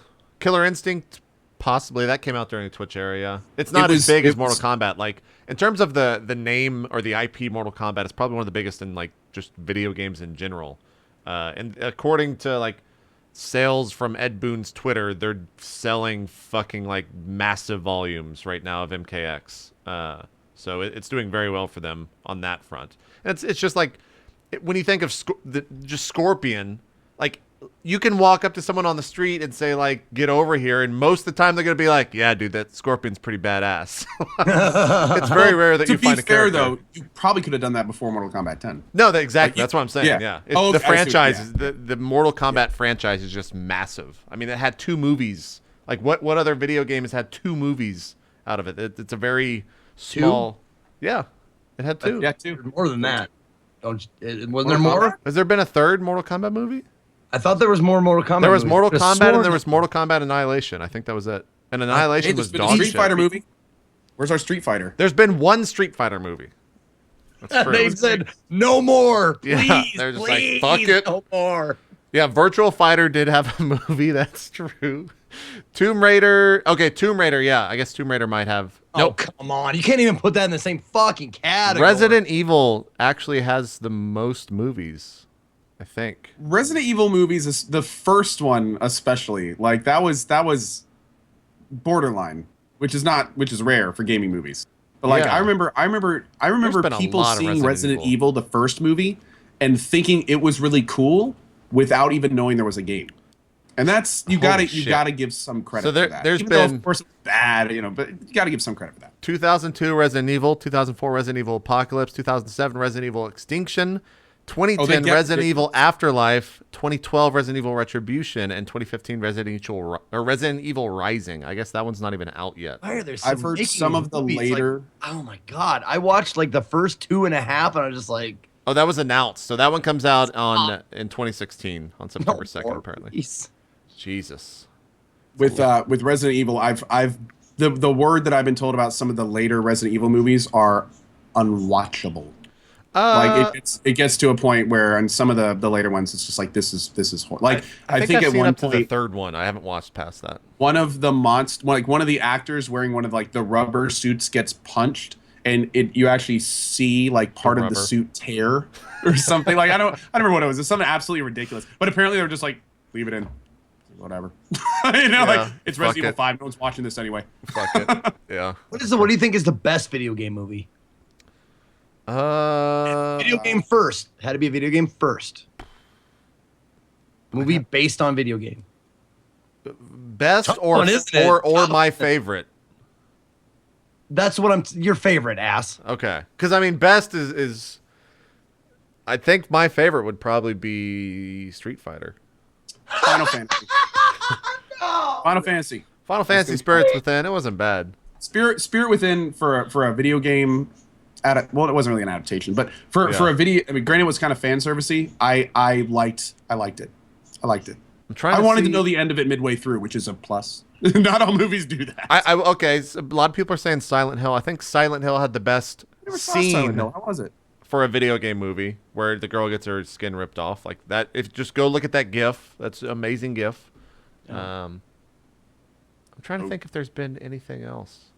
I want them to make a Last of Us movie, as someone in my chat just actually mentioned too. Like that. Yeah. Every time I see, and when I played through Last of Us, I was like, this would make an amazing movie. Wasn't there a lot of talk of like script?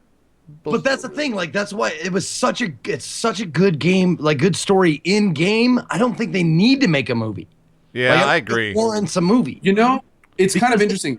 There's nothing new to offer because it's sight, it's sound, it's a movie in and of itself. Like whereas like a comic book adaptation doesn't have movement or sound, you know what I'm saying? Like so I understand like the want to do that. But like going from a video game that plays like a movie already, it's like making an Uncharted movie. If they were going to do it, however, I wouldn't want the same story, just continuation. I would agree, yeah. If they're going to do that, or with Uncharted as well. If they're going to do that, make it a continuation, like an add-on in the series. Don't remake anything like Last of Us or Uncharted or anything like that. Do a continuation like they did. Didn't they do that with Tomb Raider? Did it have nothing to do with the series, right? The game series? I think so, yeah. Yeah. Same thing with Spirit Within. I mean, it had characters, but it wasn't. If you count Advent Children as like a full-fledged movie, that might actually be my favorite one over Street Fighter. That had like the coolest like fangirl moments for me, where I was just like freaking out that like Cloud and Sephiroth were fucking fighting, and there was like this amazing One Winged Angel remix going on in the background. I was Dude, like, and that very, without spoiling it, that very last stairway dealy. Yeah, dude. That? Yeah. Oh god, that was. I kind of want to watch that again.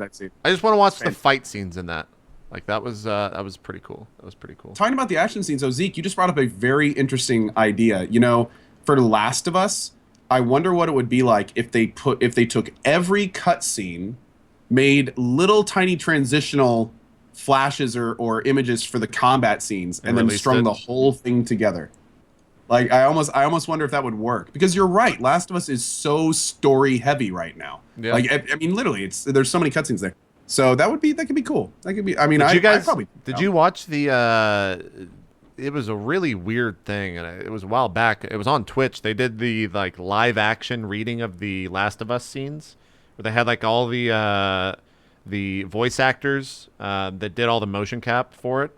And they like acted out stuff. I want to say it was like near or around last E3, where they did all of it. It was really cool. And all they did was just go through the scenes. They didn't have any actual shooting or anything like that. But I remember watching that. It was cool. I think you can find a YouTube video of that if you're interested in watching it. It might be on. No, it's not on PlayStation. I don't know where it was. Jeff Keighley was involved in doing that. It was cool. The Prince of Persia movie was terrible. I watched that was a word. That was terrible. So apparently, what I was just talking about is already out. Oh, really? Someone already did all that? It's already on YouTube. There's a Last of Us on YouTube that strings together everything. So that's cool. I'm gonna have to check that out. Yeah. Before we move on, anything else that you guys have been playing? You touched. I think we both played a little bit of Killing Floor yesterday, and there's nothing new, and that kind of sucks. But I was super disappointed, dude. Yeah. I got told two things that turned out. It came out. You can buy it. Oh, it's full release now. Okay. Well, it's early access release. It's still the exact same thing that we played. Oh. So there's nothing new. It's not released yet. That's the part that killed it, man. Yeah. I got hinted that there was going to be more classes, more weapons, more maps, and the big thing is that I was told that our stats would be saving with early access. They didn't even save that. Yeah. And then 15 minutes into playing, I was like, "Hey, there's nothing new." And then someone's like, "Oh yeah, and they're going to be wiping more." And I played for 20 minutes, and during Killing Floor 2, I was just like, you know what, guys? I'm done. And I went and played H1Z1 for the first time in weeks. Yeah, okay. I played a little bit of... I played a single game of H1Z1, and fuck that game still. I'm not... Dude, I gotta say, it's incredible. How long did you play? I played for about two or 3 hours. Played a lot of BRs. I played one BR. Dude, I gotta say though, man, I've never seen a title make as much progress in the amount of time. That's true. Every single time I play H1Z1, there are granted a few new bugs. Yeah. Granted, it's still in production, but like I logged in last night, a new bow I'd never seen, 2 new pistols I'd never seen. There's 0 time to get into BRs anymore. You click the button, you're in 5 minutes. I got the settings working, so it looked so much better than it had before. I mean, it's incredible. Every time I play the game, there's entirely new stuff. But of course, you know, like they put in a gun that they haven't put the ammo in for it yet. Is that the pistol? And of course, yeah, it's this little pistol. Yeah. And of course, you know, like I go to this secret area that I always get guns at, and it's like machete, broken pistol for the 3 things that were there. And I remember just looking at it and being like, I'm gonna come back in a couple weeks, just like I have so many times before. Yeah. I was just like, damn it, like so close to being awesome, and then it's just like, and then you get reminded it's early access, and it's just like, yeah. This was my experience. I drove around for about 20 minutes. Guy shot at my car. I ran over 3 people. Of course, they didn't die. Then I rushed a guy on top of a hill. He started shooting my car. I got out and I just died. Like I was just like, fuck cars, this game. For instance, great change with cars. What'd you they can do? now, they take maybe 3 shotgun blasts. Oh, really? A full clip from an M4 or I'm sorry, the AR will kill a car, and you can do it at range. Like it's completely changed BRs. Cars are no longer body armor. Yeah, I don't know. I took it out with a pistol. Right after that, I loaded up Arma 3 and played Battle Royale Arma 3, and like immediately the first game was so much more fun for me. Well, BR though, I mean, that version has such a higher learning curve though, man. 100%, yeah, 100%. This thing right here is I saw someone probably like 3 kilometers off on the top of a hill, and because of that, I couldn't walk around in the open plain, and so I was just stuck inside this bush waiting for like 30 minutes, and it was so much more fun for me than H1Z1. It might just be that I've played so much H1Z1 BR that I was just like over it, and I was just tired of dying that quickly. And then check this out. Look at how dark this game is right here. Let me go towards the super dark time, where players don't even see each other. So this is with night vision on. That's with night vision off.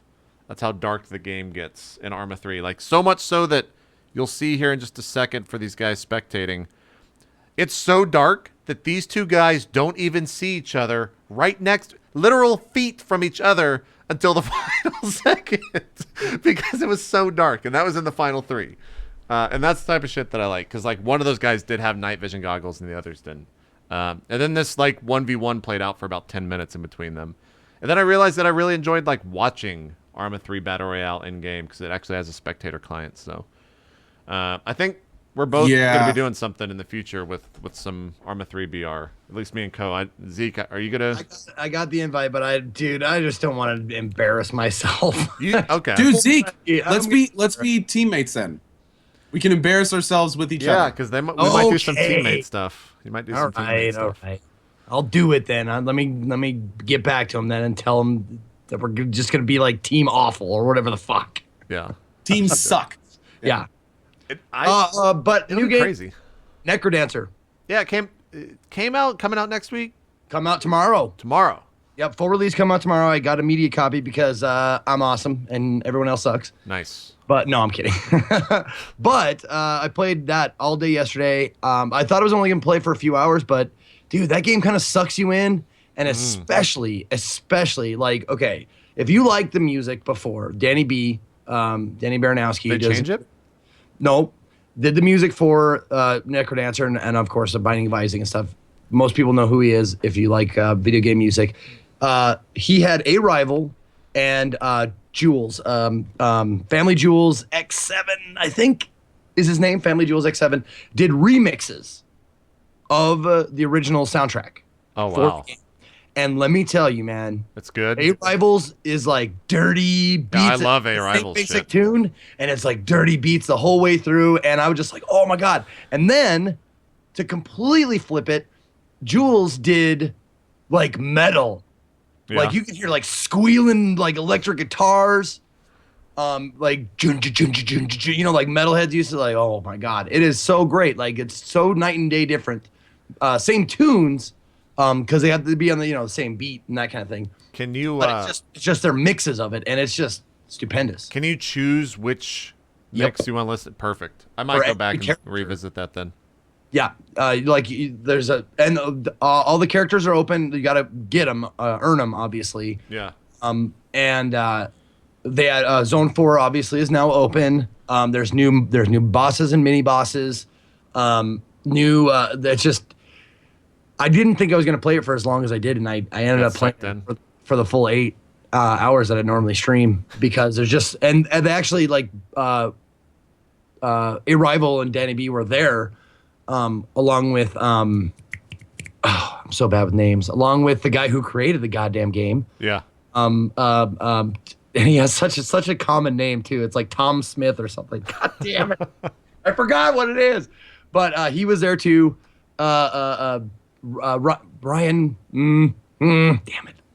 I'm so bad. But OTDQ, who put the sound effects and stuff, they were all there watching. It was awesome to have them there, and it's seriously the sound. If you get it for nothing else, the soundtrack is just glorious. Yeah, no, the fact that you said they did the remixes, like, I'm actually interested in playing that again. I don't know how far I got when I played this, but I want to say I remember finding a bunch of dragons. I remember I got to like the hell level where there's fire and ice tiles or something like that. Yep. And then I got to that point, I was just like, you know what? Fuck this game. Like, this is way too hard. I don't want to do this shit. And I think that's why I quit out. That's what I'm saying. Like, on the Fire and Ice level, it was really cool to hear the new remix transitions, because if you go to one side of the map, it's like fire. You go to the other side of the map, it's like ice. And it changes. Like, and the remixes change too. Oh my god. Cool. And the Zone 4 is fucking insanely hard. But also, it is so like just bassy and just like ominously, like I can't say enough about the music. It's just really, really good. And the gameplay is the same. It's brutally like rhythm based, and you feel like you want to stay on the rhythm, and you make one mistake and you're screwed. New enemies that you've never seen before will just put it in your butt without asking. Zeke, I figured you've been had. I figured it out. You have a character in this game. No wonder you like it so much. I have a Sprite, yes. I have a Sprite. Yeah.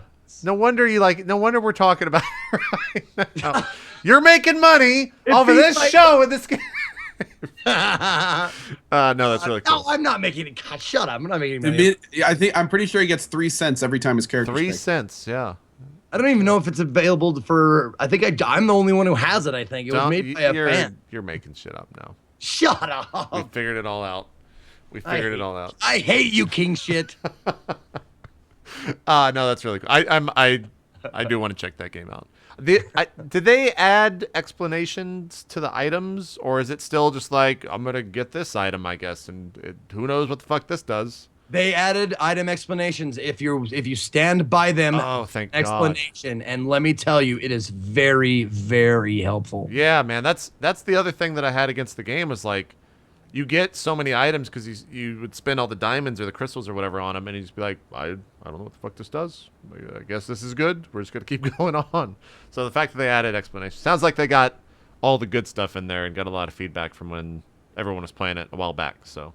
Yeah, no, and then you see a glass sword and you're like, oh man, that looks awesome. And then you hit a wall and then you're like, hey, where'd my sword go? Yeah, that happened to me. I spent all my money on that. Super. Yeah, but that's the pro strats, man, because those glass weapons and stuff do like major damage. Like there's no like better weapons in the game than the glass weapons, but they do break if you fuck them up. That's why I sold every other item I had to get it.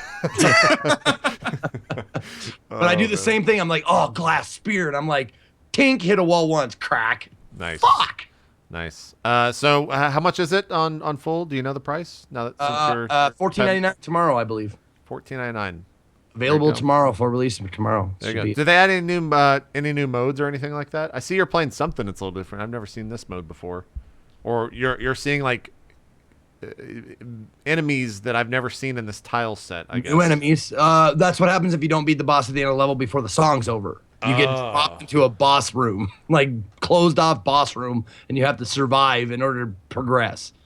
Gotcha. But yeah, there's like a I hope they add. I would love to see if they add more to like there's like a puzzle area where it's kind of a training to teach you how like you can cheat bombs, like have them explode but don't have them hurt you. Like how to kill merchants and take their stuff successfully. Like they train you in how to do that. Like, but it's like a little puzzly. Like you get 2 bombs. And you can kill the merchant, but you have to do it this exact way with these exact squares and stuff like that. I hope they add more of that because I like one of my favorite things about like when Magic the Gathering games used to come out. They do have like a puzzle section where it's like you have to beat this guy with on this turn, but blah blah blah. And they stopped doing that, but I love that part where it's like you're puzzling it out, like figuring out how to do it. Like that. This is this section right here. That we're watching right now. It's kind of like the God. They had a lot of stairs actually. Puzzly section. Here's the dragon lore. I don't even know what is this Yep, only dragons? You have to figure out how to get past this dragon and have him not kill you. And that's what I'm saying. Like it's like a puzzle. Like you have to get certain squares. That's cool. And it pauses. Like there's no rhythm. You can pause in a square and wait and kind of figure it out. Which I hope they add more of. I think that was fucking fun. Yeah. Did you beat the original game, Zeke? Or not the original game, but the. I don't think I got past. I don't know if I ever beat the third Zone 3. I'm not sure. Fire. Yeah, that fire area was fucking brutal, man. That's a fucking. I think I watched Man beat it because he was playing this game a lot back in the day. I don't know who it was. Yeah, and he was playing with a dance pad too at times. Yeah, don't forget about the dance pad. I gotta get me a dance pad, man. There you go. I got a metal one if you want one in my closet. I have a metal DDR pad because I'm a fucking nerd. I used to play that shit back in the day. You have a DDR pad? Yeah, my brother used to work at not GameStop. Okay. What is that? What was that big arcade back in like the late 90s?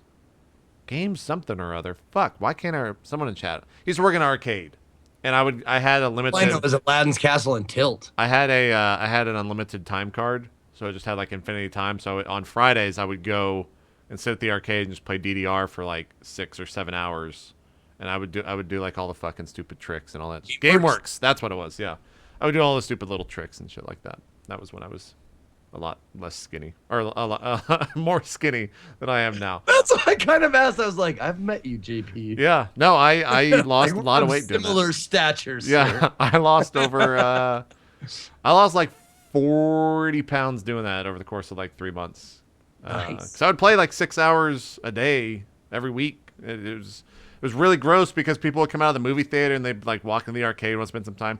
There's like this giant 6-foot guy just drenched in sweat, fucking like dancing all quick, looking like a fucking idiot with his feet. But his upper body doesn't move, but his feet are just going super quick. So yeah, that was fun. That was fun. Anything else? Anything else? Co, you've been playing anything kind of out of the ordinary on your stream that we haven't mentioned?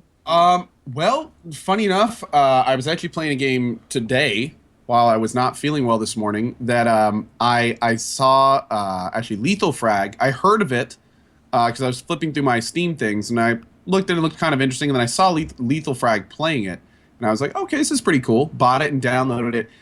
I think I have a couple hours in it now. I was playing this afternoon and I'm really impressed with Convoy.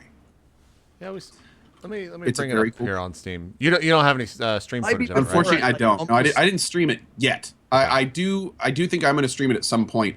Although it is one of those it's very FTL-y where it's a lot of text. Yeah. And you have to kind of work through that. But I did find there's a lot of RNG. There's a pretty decent amount of strategy during the combat, which is what you're seeing right now. This is the way that it's done is kind of like a Mad Max style convoy of vehicles that are moving around this world collecting parts for their spaceship that crashed. So you have to manage your fuel, you have to manage like you can upgrade your different vehicles, which you see right there. You can have up to 4 vehicles. They have different types of slots that you get with gear. There's random encounters everywhere. You can get items from those, more parts, which are kind of like the little gears in FTL. And then every one of when you start the game, you get 4 random parts that you have to find, and each one of those is like its own little quest. So you get like to meet characters and kind of, you know, there's a bunch of random encounters in there. You can choose to like shoot people or talk to them, and those have a lot of different consequences. So I've just started it, and seeing a lot of potential, a lot of replayability. Looks fun. It looks fun. You gotta check it out on Stream It All. I want to. Yeah, but you got a lot of stuff coming up. The next couple weeks are going to be, next 3 weeks are going to be very busy on the channel. But I do want to check it out. I think it's a great game to stream. Actually, I think my buddy Tangent Gaming was streaming it today, if I'm not mistaken. But yeah, it's a really cool game. And if you liked FTL, if you like that kind of pixel, I want to call it roguelike, but I don't know if it's exact. If you like that pixely, high replayability, very high RNG type of game, then I think people could really enjoy it. It's like $15 on Steam. Came out yesterday. Cool. You want to talk about your Survivor games over the weekend at all? What place did you end up getting? You tell the story a little bit off stream, so I don't know if you want to retell it. We did. Yeah. Basically, I was role playing one of my buddies, Ezekiel, when I did it. So I was right there at the bottom, right where I belonged. And no, what is this shit? Shit on me all day. Yes. God. Yep. I love you. So basically what happened in Survivor games now, this is, I'll kind of sum up my whole Survivor game experience. People generally know my opinions on DayZ. I've had a few public rants about it on my stream. I will call them rants. And I have opinions on DayZ. Now, DayZ and opinions aside, I was thoroughly impressed by the Survivor Games crew's professionalism. They had everything really together.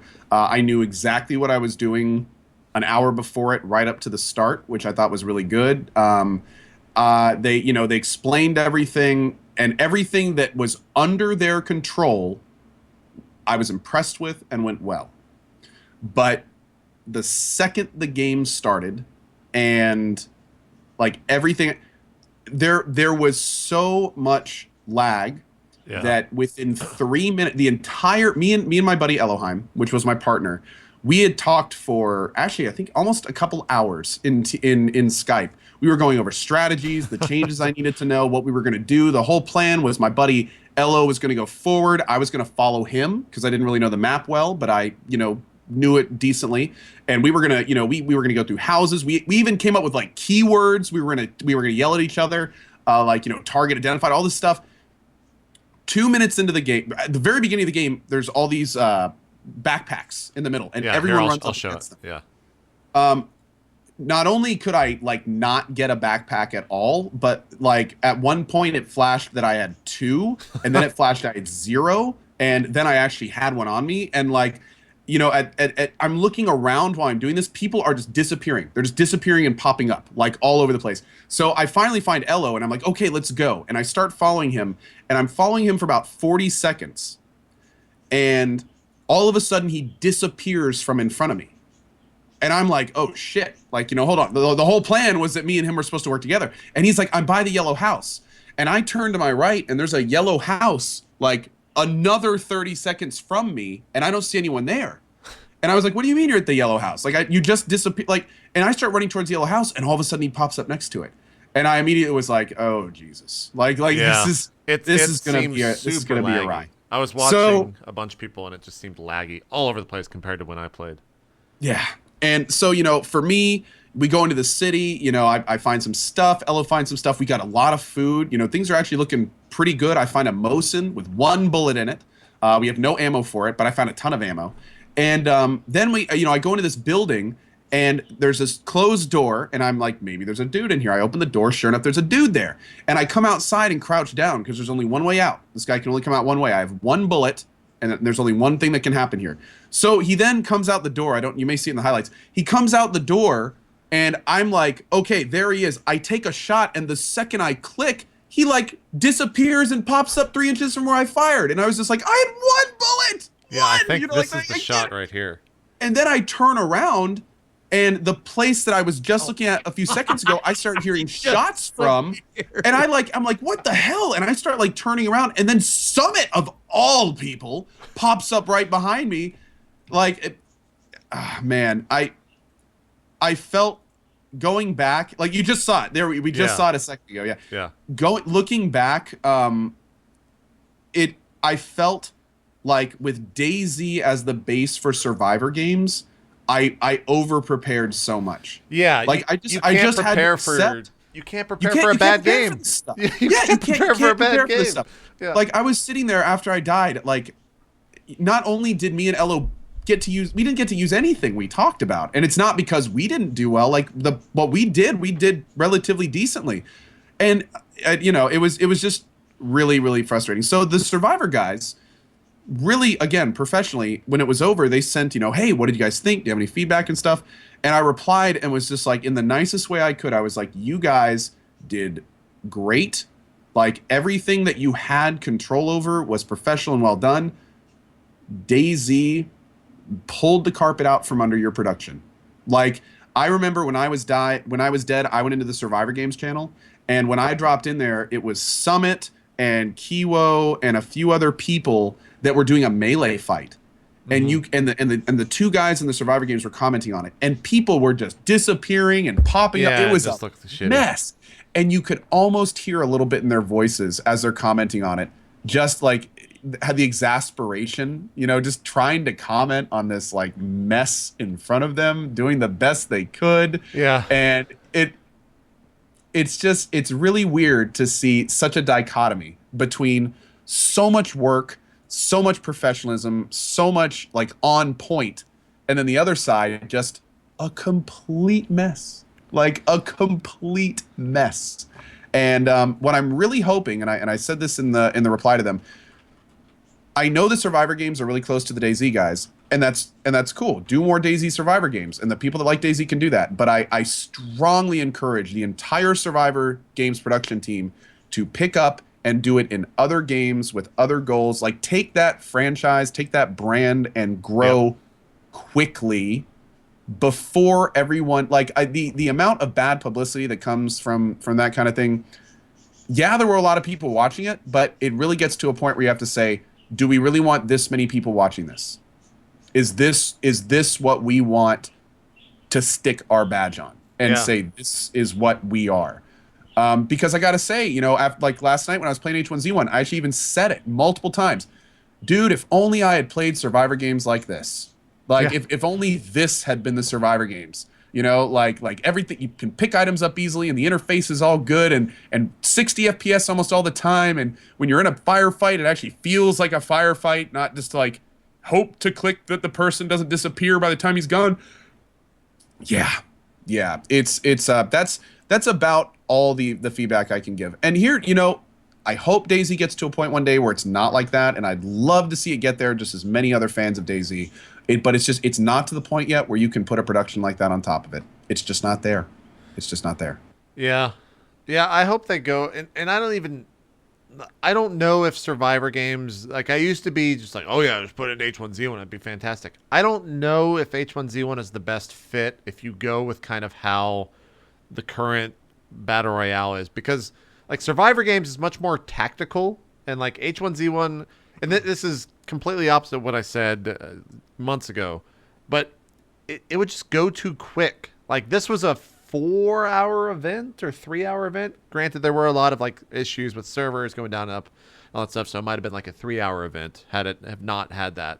But it would be like a 45-minute thing, maybe, if it was an H1Z1. Like they would have to make some really huge changes to how that game operates to make it kind of the same thing.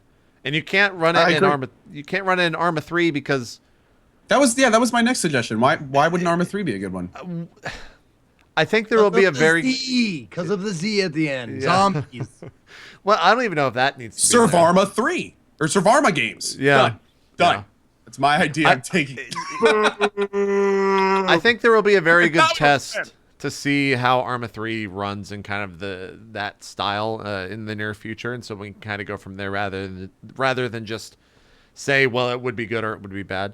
I don't know. Like, you know what I would want, and this is what I said before H1Z1 came out, and I kind of hoped it would. I want like another AAA company working on a Survivor type game. Like I think H1Z1 is good, and I think it fills a void, but I think it's too arcadey for my liking. I first of all, everything you just said, I couldn't agree with more. One of the things though that I do think, and I should have made this more clear at the beginning. I don't think Survivor games should move games as much as I think they should have different games. Survivor games DayZ, Survivor games Arma 3, Survivor games H1Z1. Sure, branch it out, man. Franchise it out. But I completely agree. Like H1Z1, there's no question. Anytime you talk about H1Z1, the word arcade comes up, and it does feel arcadey. But I think that would be a cool angle for a Survivor games. Like, still do the DayZ one for that tactical aspect, it'd be interesting, and then do the H1Z1 kind of Arma style. But I will say the big thing with H1Z1 that's really unfortunate right now is the complete lack of a camera mode. It's just non-existent. Oh, you mean spectator? Yeah, there's no spectator mode. So it's kind of unfortunate because I frequently wonder if if H1Z1 had all the tools Survivor games need, would they go that way? Like it's kind of interesting. But then again, I think H1Z1 needs a spectator mode anyway. I think that dev-wise, they have a spectator mode. It's just not ready for public consumption. I don't know that for sure. I truly feel that that's the case. Julia asked a good question. I don't know if you saw it. I did not. I've not been reading that. She said, "Is that game so popular because of Twitch? If so, are you sad that streamers made a bad game popular?" Is what that game being DayZ? DayZ, yeah. I honestly think DayZ, when it first came out, was a better game than what it is today. Oh, really? They made it worse. Wait. Do you mean going from mod to standalone, or do you mean standalone only? Maybe this is just kind of whatever the grass is green on the other side type situation. But yeah, or nostalgia coming into play. But I remember having a shit ton of fun with the DayZ mod back in the day. And now if I boot that thing up, it's a steaming pile of shit. But that might also just be the fact that there's no discovery for me anymore. And there might be some other reasons why that is. But I would not play DayZ today on the standalone. That would not be a game that I would just boot up.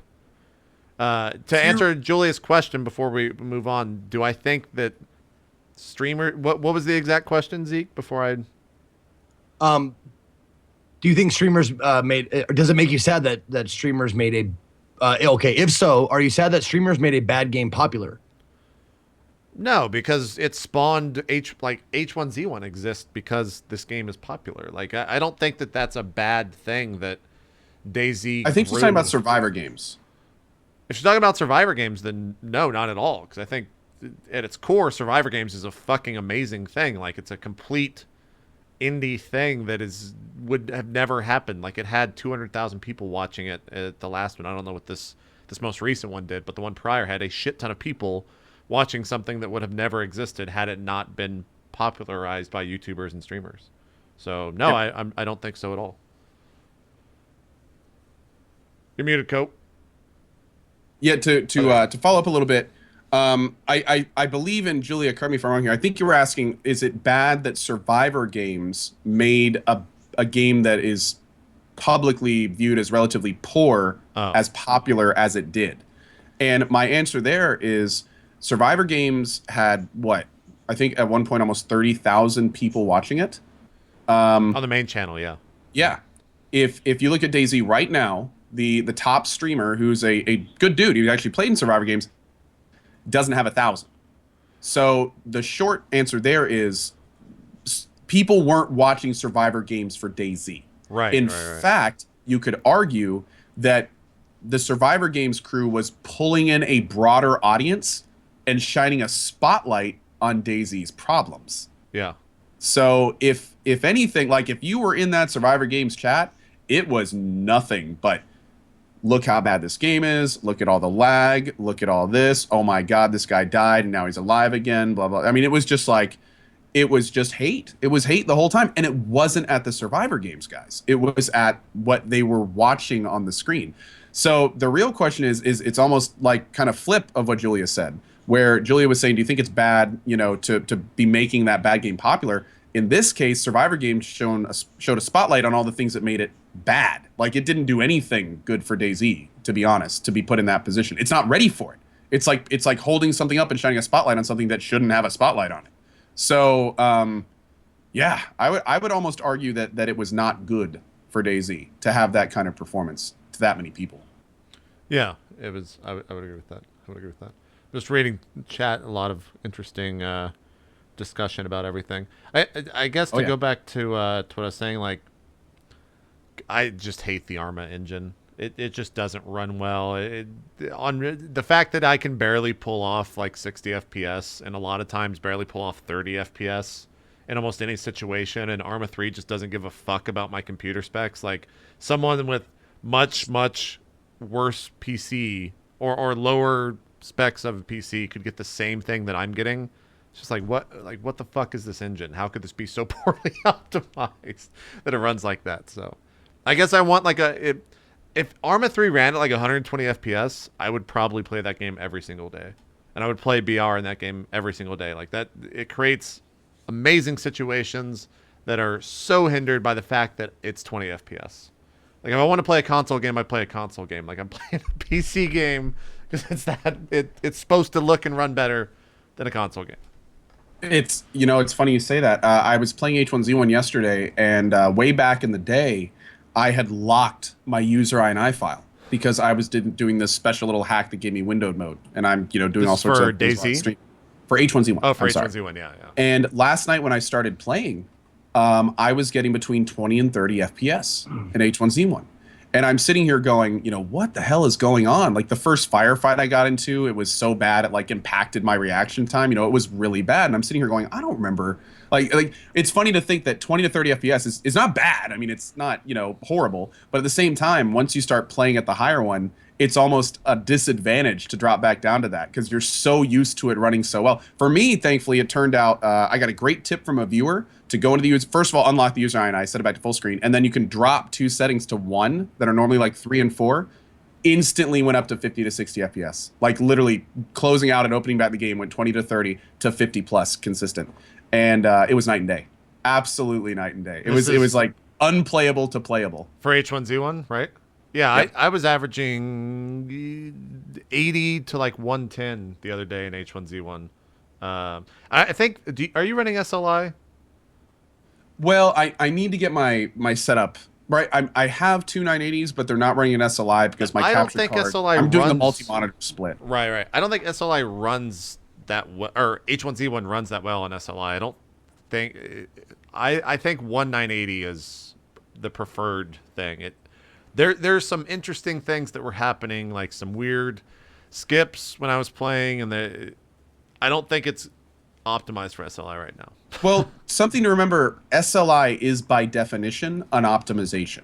Right. An early access product, by definition, generally lacks optimization. Yeah, and most of the time it fucking sucks. Yeah. Like, I'll just be blunt. No, like for any early access product, even if I had SLI, I'd probably disable it, to be honest. Because the chance of it having a profile that's actually optimized, that's up to date with all the rest of the settings, I mean, you're taking a crapshoot. Yeah, exactly. The last thing I'll say on this shit, because it's very technical. That's why it's going like everybody is seeing my face and it's going words. Yeah. Words. I went in as far as to take the using like NVIDIA NFO, took the SLI profile from PlanetSide 2 and then put that on H1Z1, and it worked pretty well. I don't know if I've done that recently, but you can actually just force it. Interesting. It's the same engine as PlanetSide 2, right? So it can use the same profile. This was back in the earlier days of H1Z1, so I don't know if it's been changed, and I might just be fucking up because I'm using that and I'm not using the actual SLI profile for it. I don't know. Who knows? I don't know why we're talking about this still. So let's move on. That's cool. No, actually, thank you for mentioning that because I need to. That just reminded me. I need to redo my setup. I didn't have an HDMI pass through with my old card, so now I can actually set up SLI and stuff properly. So gotcha. What else? I don't really think there's anything else. What if you're going to be doing some Witcher stuff for the next couple of weeks, right, Co? Yep. I got in touch with CD Projekt Red, and I've been in communication with them back and forth for a couple weeks now. They actually gave me 10 copies of Witcher 1 and 2 to give away. Nice. They're sending me a box of swag that I'm also going to be able to give away. And very cool, this is one that goes back to one of those things about developers working with streamers. one of the guys I talked to hooked me up to their Twitter guy, who is now, I actually got tweeted out this morning that I'm doing playthroughs, and the Witcher channel followed me, and they're going to start, like working with me on that too. And then now some guys also found out that I'm doing this kind of Witcher thing, and they're starting to ask me questions, and all sorts of fun stuff. So it's been really cool. The plan right now, we're going to start actually directly after the show with Witcher 1, hardest difficulty, human side, move through that entire playthrough, a full playthrough, load that game into 2, hardest difficulty that's not permadeath, and human side again. All of this playthrough is going to be on YouTube, every minute of it. And that saved game, we're going to pull into Witcher 3. So it's going to be one of those situations where, and then we're going to make a highlight of every major decision I made in all the playthroughs, a short highlight, so people can watch that and know exactly what's happening in the Witcher 3 playthrough. Cool. So on top, with all that kind of connecting, it should be a very cool experience. Not only that, but if you go to coalition.com right now, my web guy Roderick has done some very cool Witcher stuff on there too. Nice. So it is effectively, although it's not May will be the Witcher month. May is the Witcher month. Yes, May is the Witcher month on the channel. And what's the only kind of unfortunate thing here is all the dates of like all these different things are still very much in flux. Sure. So I'm kind of they will probably always be in flux, right? You'll never. Oh yeah, absolutely. But it's kind of interesting because right now I don't know. I may end early. I may not finish in time. I have no idea. All I know is I'm going to hit it as hard as I can for the next few weeks and try to get as much done as we can while still playing GTA. I'm still going to do GTAs in the morning because I can't just stop playing GTA, man. You got to feed that addiction. You got to feed that addiction. But yeah, so, should be interesting. We'll see how it goes. Zeke, you're going off to Chicago this weekend. C2E2, baby. What are you going to be doing over there? Just got a list. Like a schedule list of the people that are going to be showing up to the Twitch booth. I don't know if it's a booth or just stage or whatever it is, but lot of fucking cool names like that I'm really like geeking out about. You get to interview them all?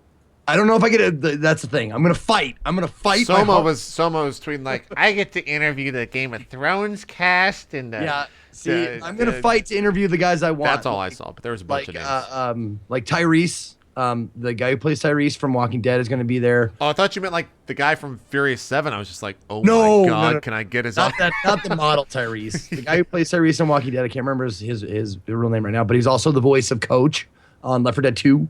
Grab him peels. Get interview possibly him. Some wrestlers like Matt Hardy. Oh, nice. Nice. Oh shit.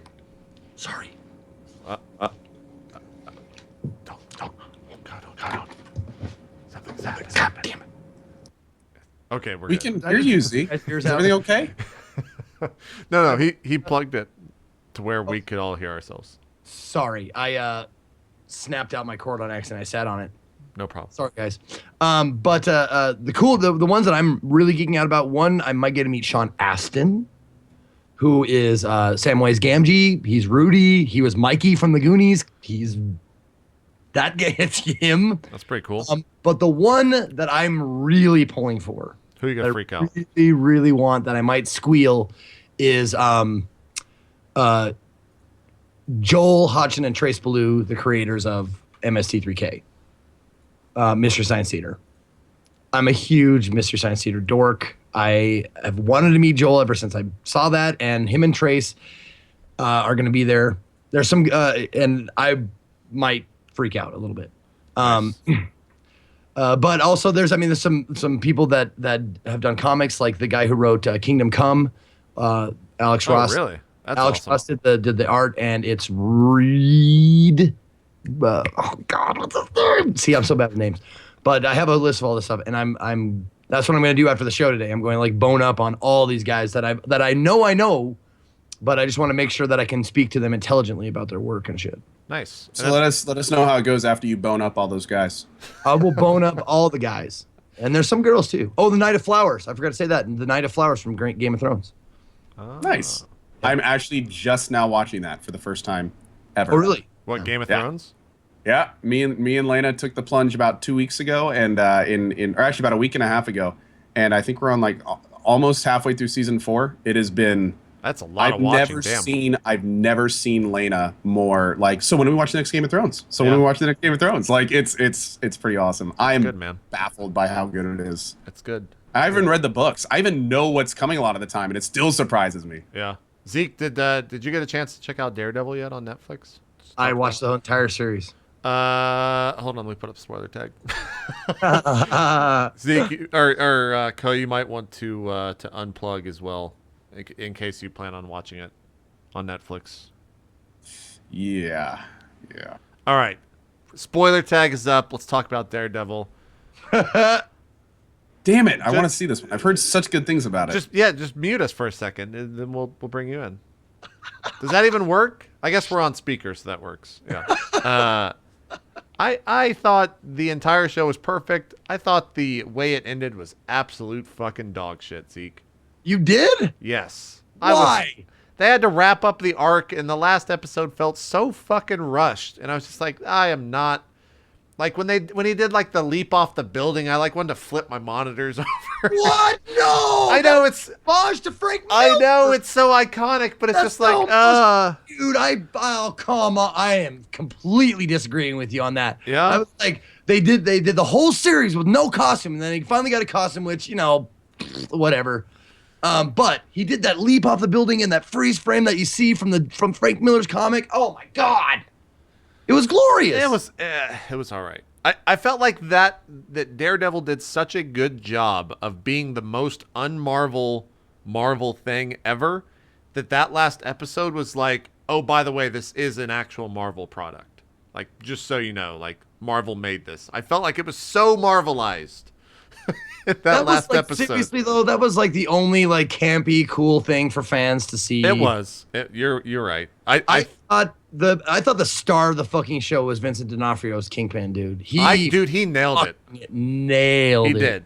And he became a character like that's what they fucked up with the movie. Yeah. That they didn't make any of the characters like sympathize. You can sympathize with them. Like I sympathize with Kingpin. I wanted him to do like what he wanted to do. Yeah. And that's what makes a villain so like that's what people forget about the villain is that you like the more you can sympathize with them, the less a villain they become and more human they become. Yeah. Less villain. Yeah. Did I? Yeah. Whatever. You got it right. I agreed. D'Onofrio just nailed it. He was, I think, the best part of that show. 100%. Absolutely nailed the Kingpin. And I'm super interested as well in the in like all the little teaser bits that they had in there for like the Iron Fist and like episode 10 and 11 and like all of the shit that they get to do with all the things outside of like the Daredevil world with what is it? Iron Fist, Luke Cage, and Jessica Jones, I think, are the other 3 Netflix original series that they're going to be doing. So oh my god, I didn't know about that. Yeah. So those are all coming out, and then they announced a couple days ago that 2016 will have Daredevil season 2. So it was good. I thought it was definitely good. I just the end of the. Can we get Ko back in here? Yeah. I'm gonna take the spoiler thing off. I wasn't a fan of that. Let's take that spoiler off. I didn't really even spoil anything to be. Yeah, we didn't really do it. That's true. I mean, I'm gonna go ahead and finish this convoy game. You guys take your time. It's hard. Honestly, it's hard to spoil that show because you kind of. Maybe you don't know if you never watched it. But anyways, it was good. Yeah, I thought it was great. I look forward to the next season, and I thought every episode with like when they introduced new characters and like new things, like it was good. They didn't oversell it like they have a tendency to do with Marvel people. They didn't try and make it like super duper gritty. Yeah. And whenever he talked, he didn't talk like this. Like the Bane or the Bale Batman, like that kind of shit. Like why is it though? But why is it in every? And maybe it's just because Batman did such a bad job of like highlighting this, but every superhero thing, there's a scene of the hero with someone on the other end of them, and they're asking, where is she? And they're screaming it at this person because it's in everything. It's been in every fucking thing. Well, because that's what gives the hero something to do, a kidnapping. Yeah, you're right. Whoever. So it's like, where's the kid? Where's the girl? Yeah. Where's my fucking lover? Yeah. Whatever. That's true. Anyways, we don't typically go into the topic of TV or anything like that, but I felt Daredevil was good, so I wanted to talk about it. Well, we don't have a guest. We don't really have a topic this week. Next week, we're going to be having on... Co, you want to introduce next week's topic since you're probably most familiar with it? Sure.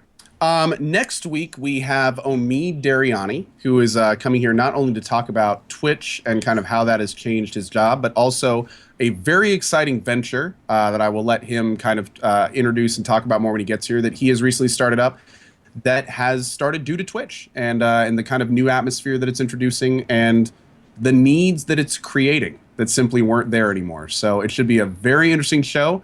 I know that what he is doing is pretty new and could help a lot of the other streamers out there potentially. So definitely be here for it. He's a great and entertaining guy anyway. He's a streamer himself. Yeah. So I have a lot to talk about. Like an agent. Yeah. Like an agent. Yeah. That's like... Sort of. Yeah. Well, it's actually, it goes a little beyond that in some ways. Again, there's Twitch generates unique needs that need to be filled. And, you know, there's going to be some very interesting stuff with that. Yeah. I can't wait. I'm intrigued to the max to listen to what he has to say. Yeah, and I think it'll be interesting for me because I'm someone that's kind of come out of that from the esports world after being I guess I'll have a super jaded view of it. So those are where kind of my questions will be coming from, is that the cynical side of it, and I think Zeke will just be there with delight and glee. So it'll be a good side. It'll be a good conversation. We're going to be changing up the format a little bit. When we do stuff like that and we have someone that's not really like a full-time streamer who doesn't necessarily play as many games that we do, because it's kind of, that's what we do. The first hour of the show of what we've been playing will just be us three, and then we'll bring them in for like the topic, the second part of the show. We'll see how that goes. Of course, the show's always changing. It's always being shaped and formed into evolving. Evolving. There you go. It's evolving. It's not like Evolve though. Don't worry. It's not that. Yeah, bad. I was gonna say don't do that. Don't say it. It's not that bad. It's not that bad. Let's do some shout outs though and wrap up the show. Thanks everyone for being here. But Co, you want to do some shout outs? I also don't have the I still need to add YouTube to your thing, so I'm sorry about that. Yes, it hasn't it's all the same. Twitter CohhCarnage, YouTube CohhCarnage, Twitch CohhCarnage. It's all the same. Anyway, big thank you as always to JP and Zeke. Really fun show. Just kind of hanging out and talking. That was really a good time. As you guys know, and I've mentioned a few times, I'll be doing a lot of GTA and Witcher coming up here in the near future. So if Witcher is something that interests you, if you're getting hyped for 3, would love to see you stop by. We're also going to have all sorts of fun giveaways, even maybe some unique swag from the Witcher guys potentially. We'll have to see. But really, that's about it. Hope to see you stop by. We're starting every day at 8 a.m. with the Witcher stuff. Probably going to be mostly in the afternoons, unless announced earlier. So hope to see you there. There you go. There you go. Zeke, I'm going to do mine, and then I'll let you do yours.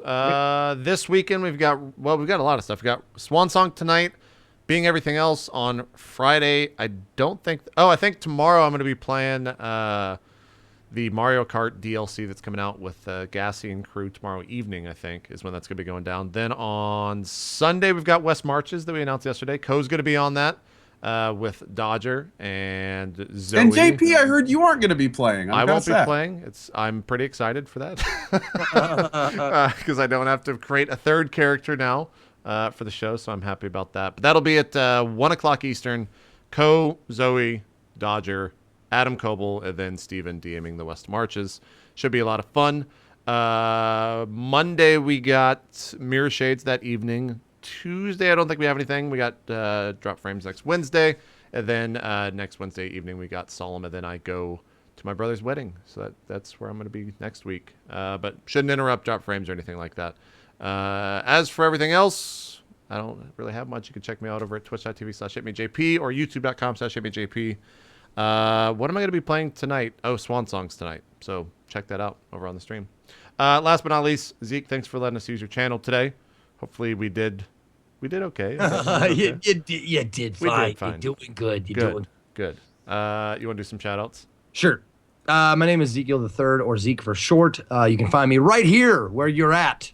Twitch.tv/Ezekiel_III. You can find the same thing on YouTube and the same thing on Twitter. I broadcast usually every day from 11 a.m. to 7 a.m. Pacific time. I'm going to be gone this weekend, though. I'm going to be gone Thursday, Friday, Saturday, Sunday, because I will be at C2E2. I think you can check that out on twitch.tv/Twitch, if I'm not mistaken. But I will give you updates on my Twitter as to exactly where you can find any sort of live feed for that. As far as next week goes, it's up in the air as far as games. I don't know. maybe some more Necrodancer. Maybe we'll find some other indie titles that we can play and get some devs in on. But that's what I'm doing this week, and I want to say thank you to JP and thank you to Co. I'm looking forward to next week's show with Omid. There you go. There was some shit. There was something else. Oh, do you guys, anyone running merch right now? Anyone? You just wrapped up a shirt, right, Zeke? Yep, yesterday.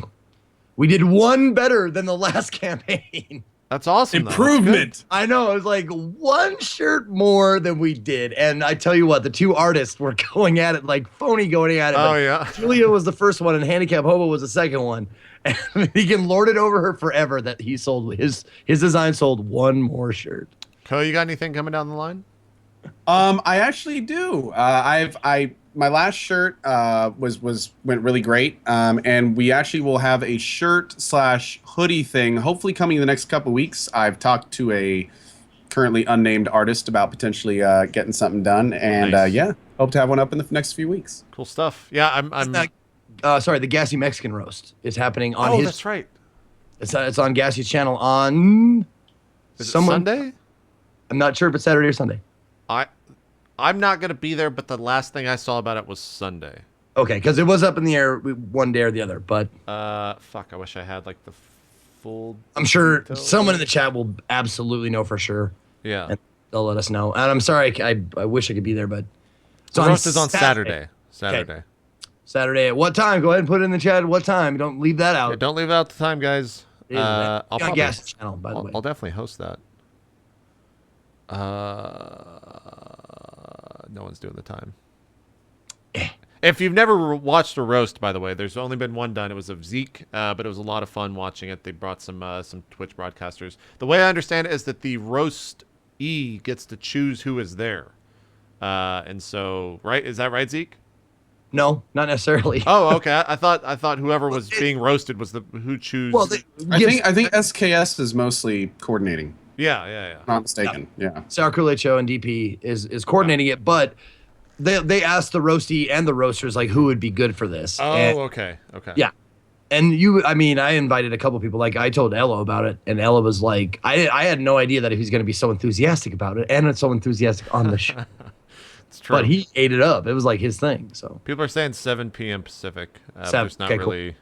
Or that was one person. No one else really said a time. So just follow Sour Kool-Aid Show on Twitter. He'll be tweeting out the details, and we'll probably, I think all three of us will be retweeting it whenever that does go live. I'll definitely be hosting it on my channel. So absolutely. Look for that this weekend. Apart from that, I think that's it. So thanks everyone. We do apologize for the short show. Even though it was a short show, we still went on for fucking 2 hours and 15 minutes. So I know, right?